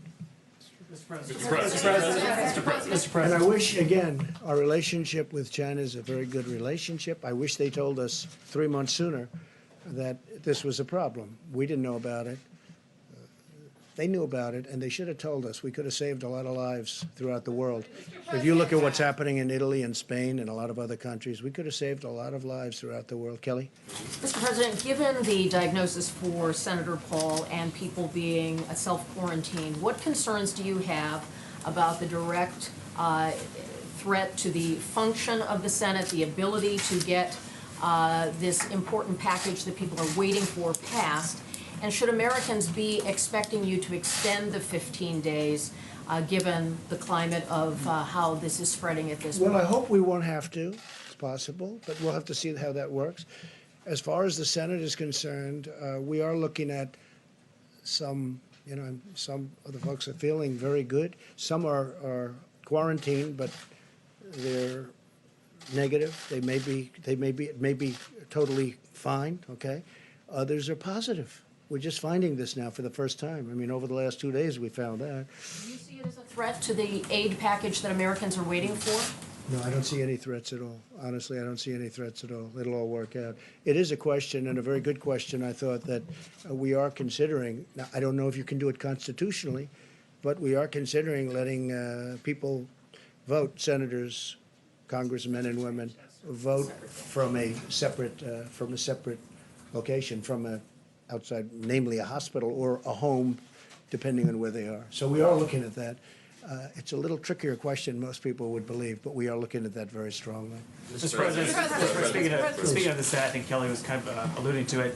While we've been up here, they weren't able to get the 60 votes to move the package for the cloture vote. I'm just curious, just your reaction to that, sir. And then, what is Mitch McConnell telling you and Secretary Mnuchin? Well, we're dealing with them all the time, and we're dealing with Mitch. We're dealing with the other side. Everybody wants to get there. We'll see what happens. I think you'll get there. It's to me, it's not very complicated. We have to help the worker. We have to save the companies, because as soon as we're finished with this war, it's not a battle, it's a war. As soon as we're finished with this war, our country is going to bounce back like you've never seen before. But we have to get it to that position, and we have to make sure that those companies are whole, that they haven't been disbanded. Because if you do that, it's going to take much longer. So in a way, it's being penny wise if you don't. But we want to help the worker. We want to help the companies that the workers come from. Because if those companies go out of business, and that includes small businesses, we have a tremendous amount of small business work in there, you know that. Once they go out and they don't come back, that's a much longer period of building. You mentioned off the top, sir, I apologize. There was a woman that was an American that was she being tortured? What was going on there, sir? Bad things were happening to her in a certain country, and we're really under the feeling that we should keep it somewhat private until she's already been freed. And I have to tell you, General Milley and his people were unbelievable. They were not playing games. General Milley does not play games. He's a very interesting guy. They got her out. They got her out of a certain country where she was seriously abused, accosted, and whatever the maximum word is, other than death, that happened. But we got her out. and she's okay, and she's back with her parents. Can I ask you one last question, sir? And something I've just been curious about. Previous crises like the tsunami, Katrina, past presidents, they've called their predecessors and said, hey, I need you to step in, do something like that. Do you have any interest in reaching out to Presidents Bush, Obama, Clinton, Carter, or talking to them? I'm just curious if that's something you would consider or not. Look, I have the best people in the world. I think we're doing an extraordinary job. If you look at, let's say, the H1N1, you look at that was a disaster. That was a tough period of time for our country. You look at so many other things that weren't handled very well, whether it's Katrina or something else. Look, I respect everybody, but I feel I have an incredible team, and I think we're doing an incredible job. When you look at the job we're doing, and all you have to do is look at the approval numbers on the job we're doing, I think we're doing an incredible job. So I don't want to disturb them, bother them. I don't think I'm going to learn much. And, I guess you could say that there's probably a natural inclination not to call. Now, if I felt that if I called, I'd learn something, and that would save one life. It would save one life. Okay? I would make the call in 2 minutes, but I don't see that happening. Please. Can I ask you about the comments that a couple of your former aides have said today? Gary Cohn said, is it time to start discussing the need for a date when the economy can turn back on? Whereas Steve Bannon is saying, drop the hammer today on the virus. We're going to have to take the pain up front. We have to shut it all down. I saw both. I want to ask you about the tension between the economic pain we're suffering and, of course, the virus itself and the casualty and deaths from that. Well, look, I'm of the opinion we have to do great during this 14 days, during the 15-day period. We'll know at the end of 14 days, pretty much, we're going to have a pretty good idea how we're doing. I think you have to shut it down and you have to see, but, there'll be a point at which we say, we're back in business, let's go. Those two statements are not mutually exclusive, you understand. I saw both of them today. Well, I think and they Steve Bannon's intermesh. for more of a shutdown Well, than we are now. he's calling for a faster, just a brutal shutdown, and then open up maybe a little bit faster. So, there's that fine line. Look, we did a big shutdown when we wouldn't allow people from China that could have been very seriously infected, when we cut that off very early. And then we cut Europe off very early, as you know. So that was also very When do you start opening Main Street Well, back I up? can't tell you that. What I have to say is that I think we're going to have good results. I think the American people have been amazing. I think our stimulus package will get done, and it will be a tremendous package. We're really not, they may not have gotten those votes, but they're very close to getting a deal done. So I'd be surprised if they didn't. And if they don't, I think, frankly, the American people will be very upset with the Democrats because the Republicans are ready to approve a deal.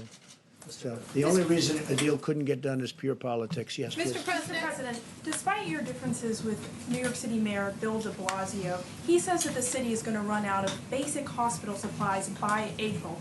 How do you prevent New York City from becoming the next Italy? Well, he should have, the hospital systems in various places. Some have been stocked and ready to go for nothing for this, nothing. This is beyond anything that anybody ever thought possible. I think you could really say this. Nobody can really, doctor, nobody can really say, oh, gee, this will happen. This is a very unique, and hopefully it will be unique for, many, many centuries, for a long time. Hopefully we don't see this again. But again, the systems are supposed to be ready, willing, and able. They're supposed to be ready to go.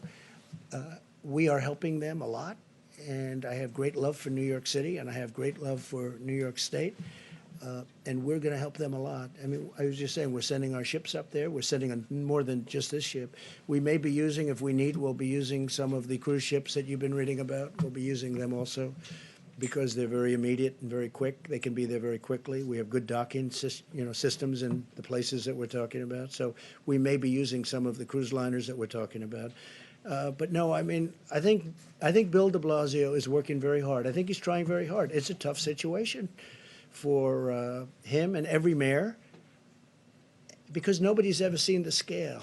When you hear you've given millions of masks and you've given hundreds of thousands of masks in a certain short period of time, and then you hear they need many, many more. One of the things they have started with respect to masks is the sterilization process. Some are really, it works very well. Others aren't really set up that way. You throw them out.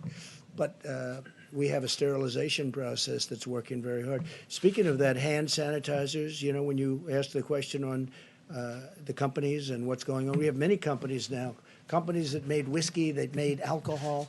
They've now gone very quickly into the hand sanitizers and all of, you know, you've been reading about 3 or 4 big companies. We're doing incredibly well on that.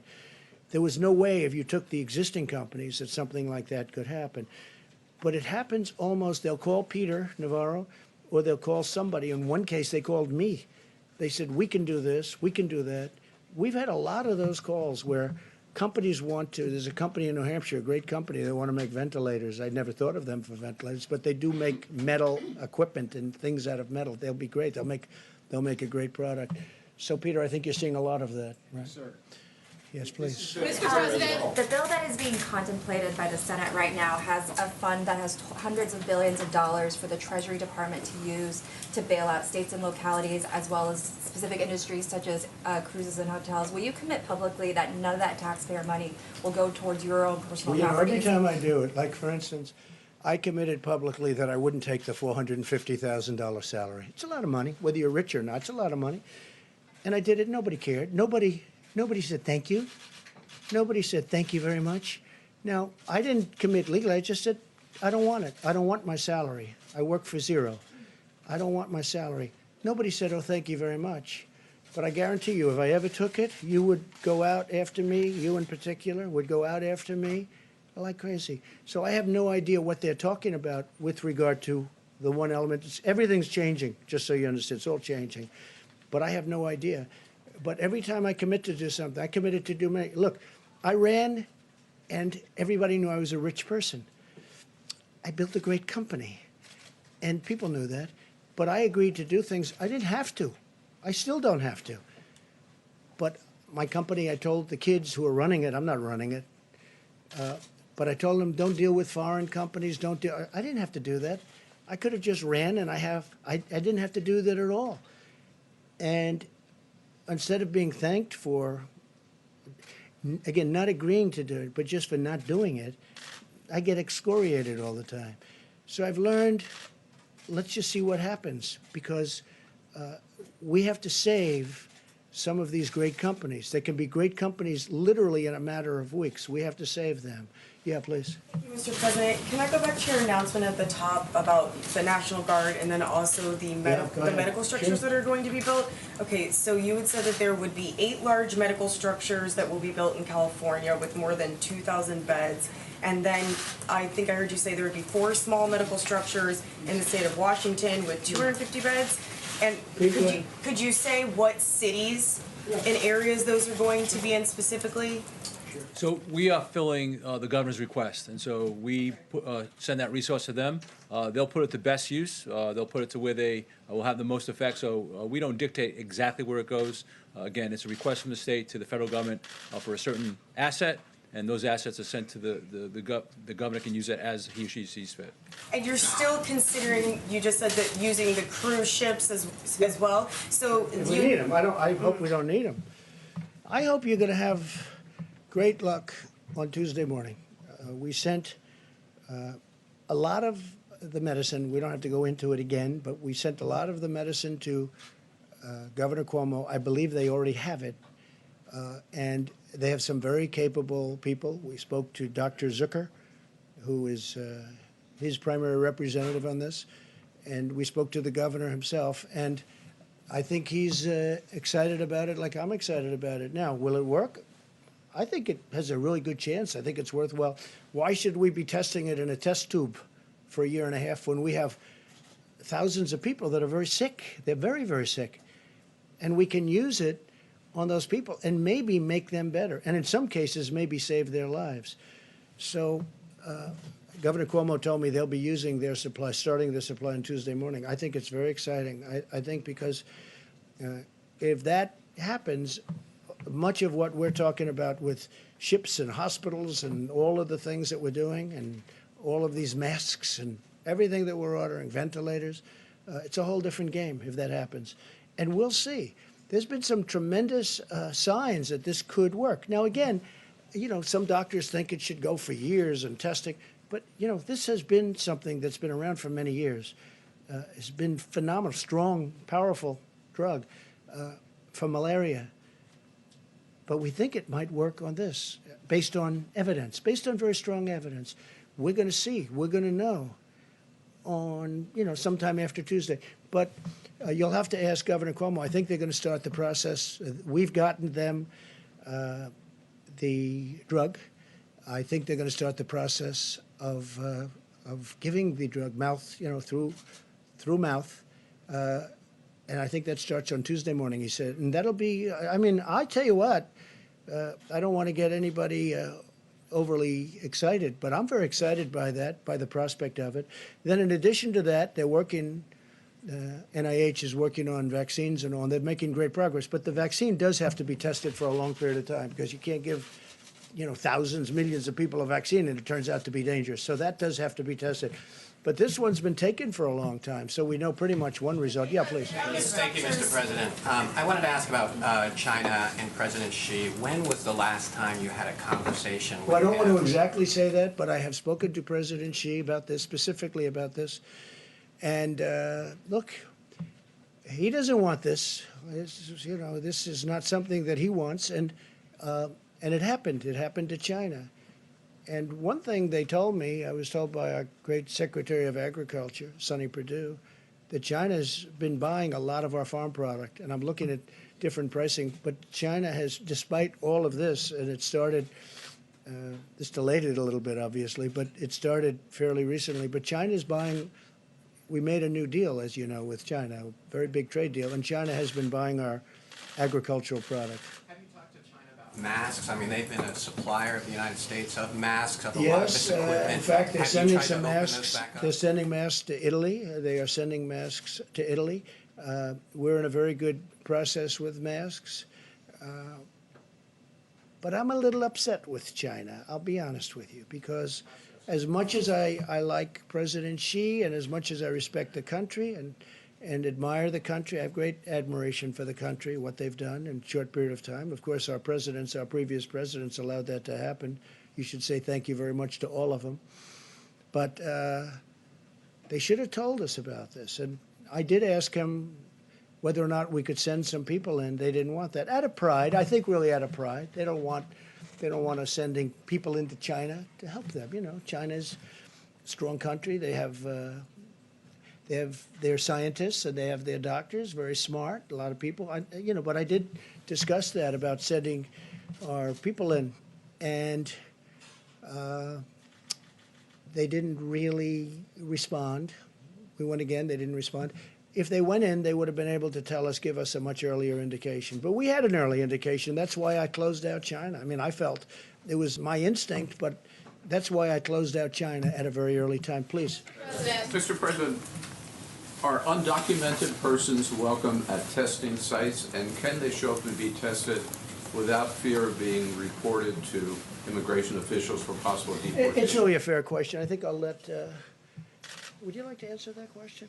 Please, Absolutely. please.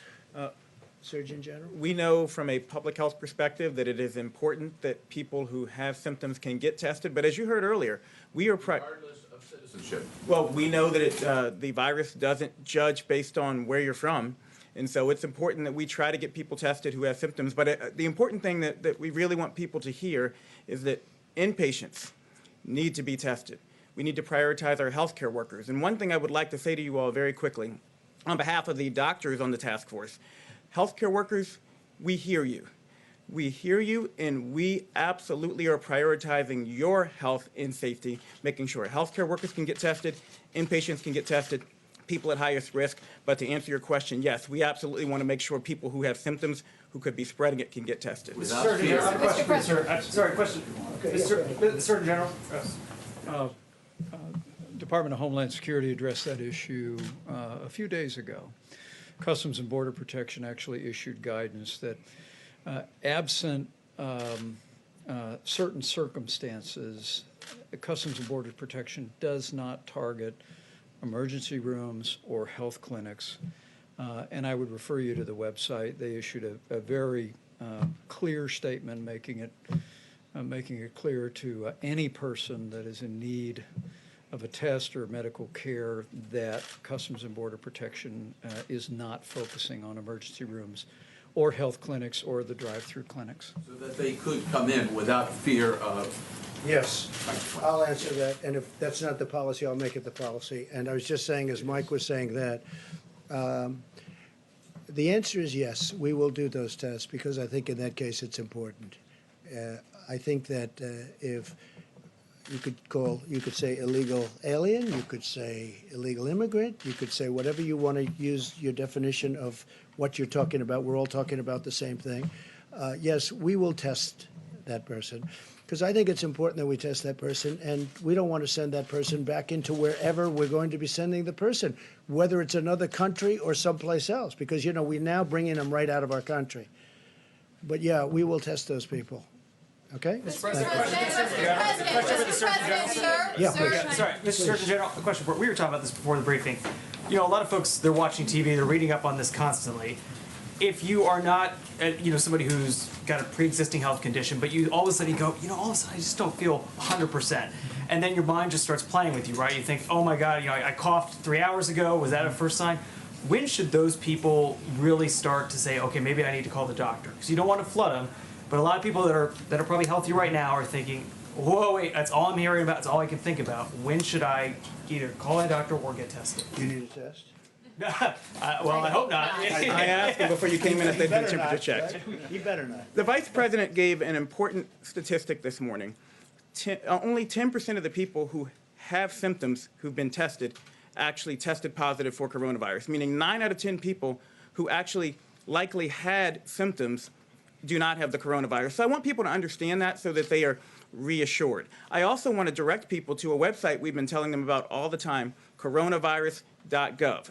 Coronavirus.gov has information to walk you through the symptoms, fever, cough, shortness of breath, body aches, and what to do if you have symptoms or you're worried. The most important thing we can tell people is call your healthcare provider, talk to your healthcare provider. Information's at coronavirus.gov to walk you through when to come in and when and what to do. And Mr. Vice President, you got tested yesterday. I'm just curious, sir. Can you tell us what that was like for you? A lot of people are going to be going through this. What were you standing by the phone? Were you just having a nice tea? I mean, what did you? Yeah, what was that like? And what did you do to kind of kill that time to keep your mind at ease? He wasn't. The test was very quick, but it goes a fair amount up into your sinuses, and it's not comfortable. And that's the reason it probably is a good opportunity to say again to any American looking on. If you don't have symptoms, you don't need a test. The current testing format, although they're evolving regularly now, we just mentioned that we think at the end of this week there'll be a new test, and there's all new technologies. I would say again to all the governors that are looking on and their state health officials, contact FEMA. We'll give you all the latest information on new testing that is available, including steps we're making where Americans would be able to test themselves and send it in. For you, what was that like for you, sir? Well, for me and Mrs. Pence, it was kind of a pinch. It was kind of invasive, but we were grateful for the support. Walter Reed Hospital processed the test very quickly. They had a lab at the hospital to be able to do that. And gave us the results quickly. But it also informed me. We were wondering during that time as a family. And it's one of the reasons the President's made it such a priority that we brought all these commercial labs together. And now more than 250,000 tests have been done. We believe we'll be caught up, if you will, by the middle of this week on a backlog of tests. But we announced today that we are directing commercial labs to prioritize people who are in the hospital for tests, is we want to continue to work with new technology and with the new focus and guidance from HHS to get the results of that as quickly as possible for every American. So if they have coronavirus, they can be properly treated, or they can have the peace of mind that they may have some other respiratory ailment, but not that. Mr. President. And you know, anybody that knows Karen Pence knows this, because the Vice President told me. He said she actually handled it better than him. Right? That's true, right? I didn't handle it so well either. Don't worry about it. President, Speaker Yes, Pelosi earlier today said that the House may introduce its own bill. A, are you willing to work with the Speaker on a House bill? And given what happened in the Senate just a short time ago, what are you willing to do to get this bill over the finish line, given the urgency? Secondly, did you send a letter to North Korea's Kim Jong-un seeking cooperation with the coronavirus? And if so, what type of... With numerous countries. If they need help, we'll give them help. There's nobody has what we have, especially with the new tests that are coming out. North Korea, Iran, by the way, and others. We are open for helping other countries. And there's a very serious time, and North Korea is going through something. Iran is going through something very, very strong. Iran is really going through a very difficult period with respect to this, as you know. So I've put it's really a glad hand, it's all it is, to North Korea, to Iran, and to many other countries. And we're working with, as the doctor can say, we're working with many countries with respect to the problems that they have. Again, it's over 140 countries right now. But North Korea, Iran, and many other countries, we will help, and we're willing to. As an example, this new test, if this new test works out, where instead of going through what we all went through with this rather difficult test, to put it nicely, we would have, is that just a swab on the tongue, doctor? Or how does that work? It's a similar swab, but they can work in and do it in the nose. Not to the same, not to the same. all the way It doesn't go all the way up and hangs right under your eye, right? So that's a tough test. So if we do that, the procedure, the test, and nobody has this in the world. Nobody has this. This is developed by us.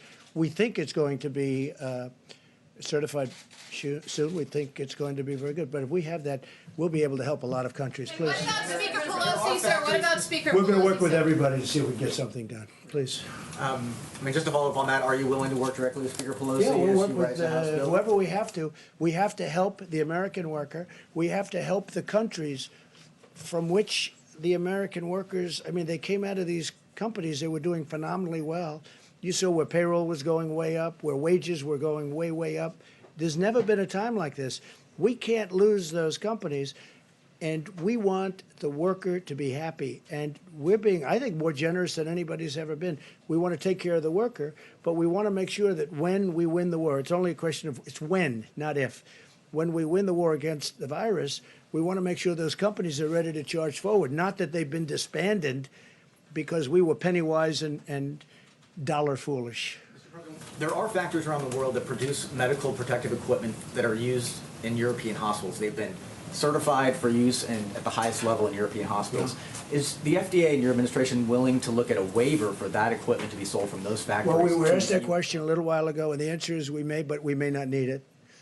We do a very high standard. Our standard is higher. Please. Thank you, Mr. President. I was hoping you could give some guidance to American families who are anxious about their financial futures. Earlier today, on one of the Sunday morning shows, the Secretary of the Treasury, Steve Mnuchin, was talking about the millions of Americans who are impacted by these shutdowns that are happening in cities and sometimes full states. Yeah. And Secretary Mnuchin said that this shutdown, this lockdown could last 10 to 12 weeks, perhaps early into June.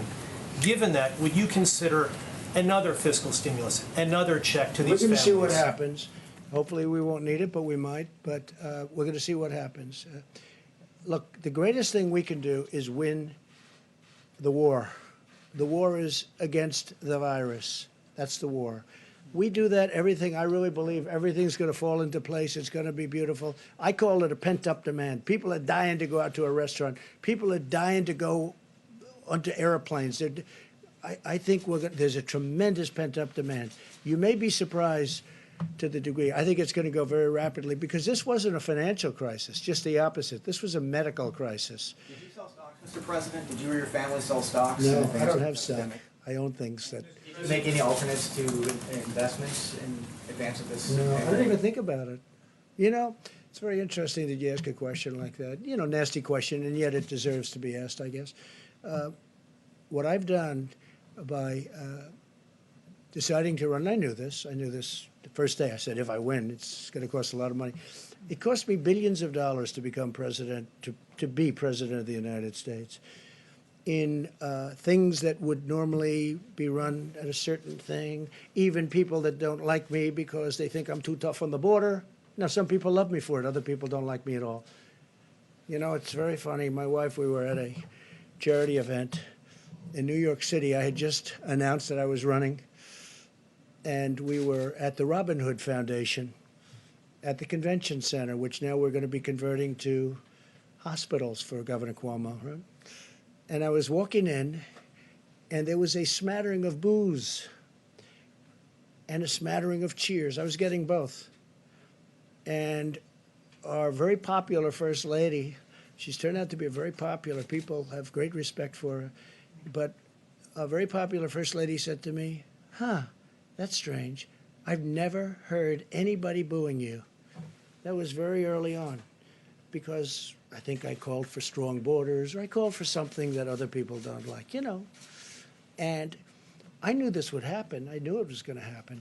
But the fact that I ran, and I knew as soon as I announced, when I ran, I said, it's going to cost me a fortune, not only in terms of actual costs. Look at my legal costs. You people, everybody is suing me. I'm being sued by people that I never even heard of. I'm being sued all over the place. And doing very well, but it's unfair.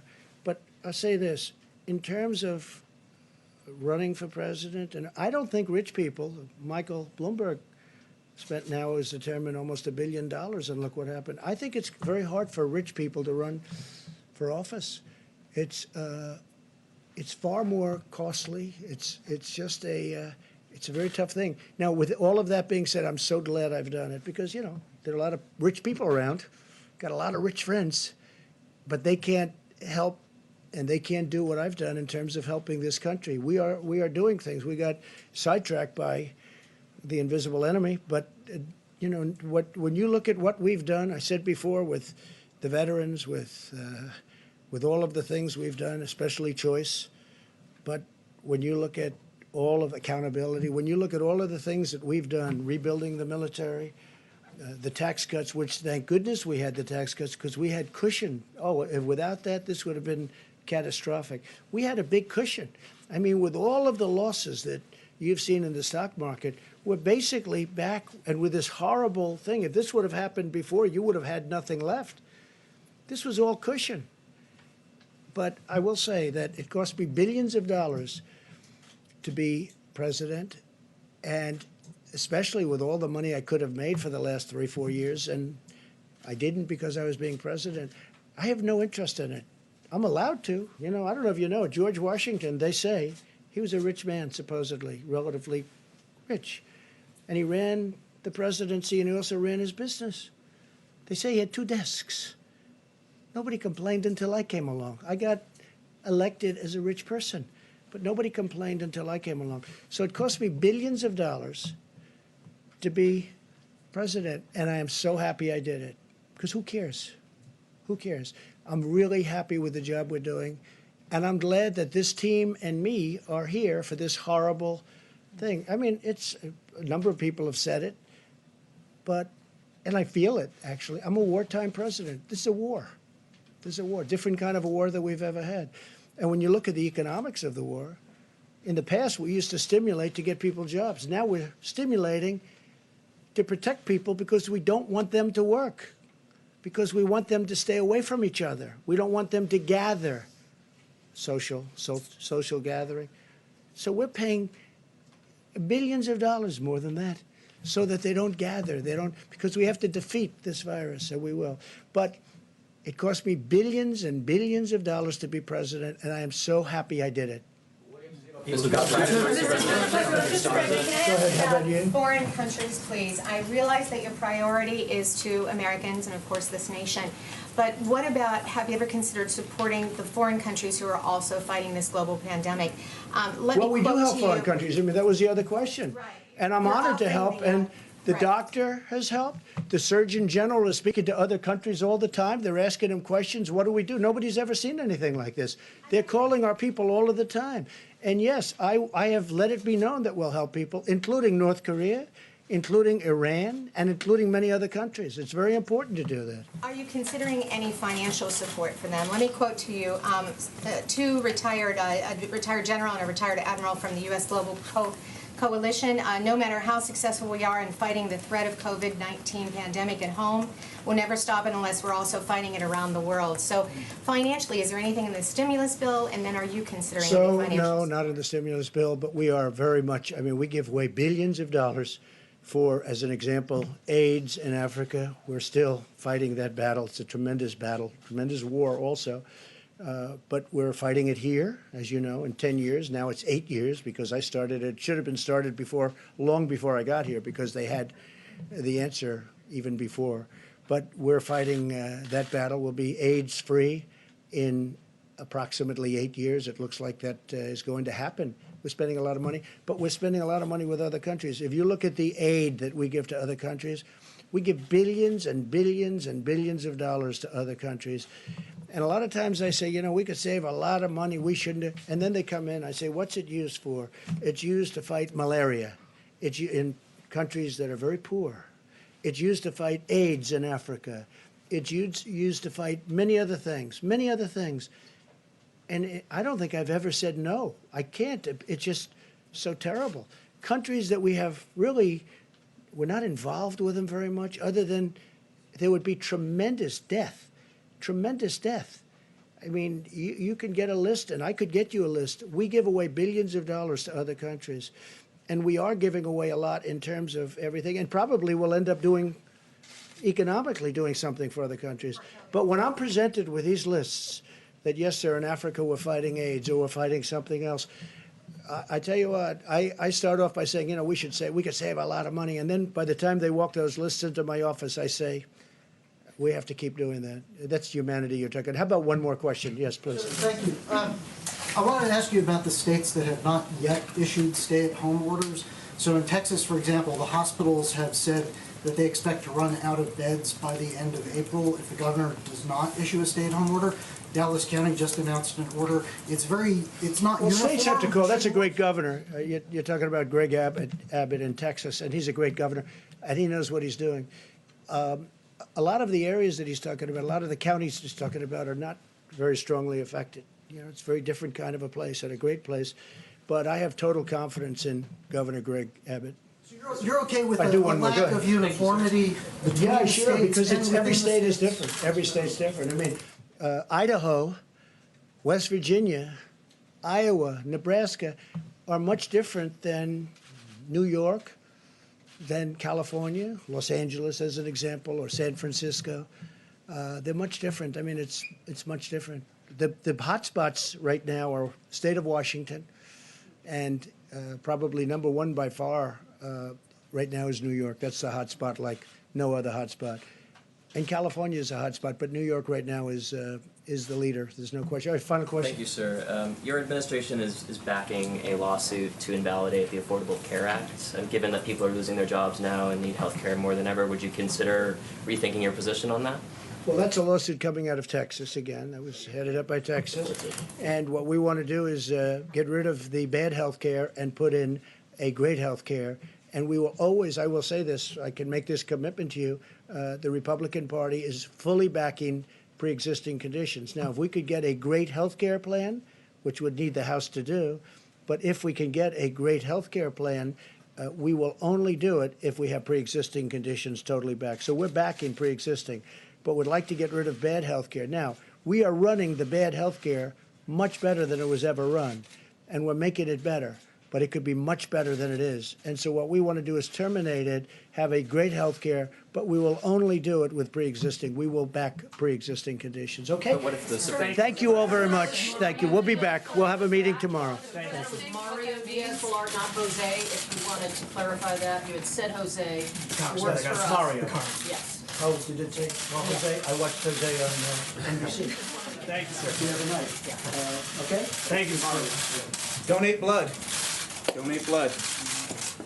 We need it.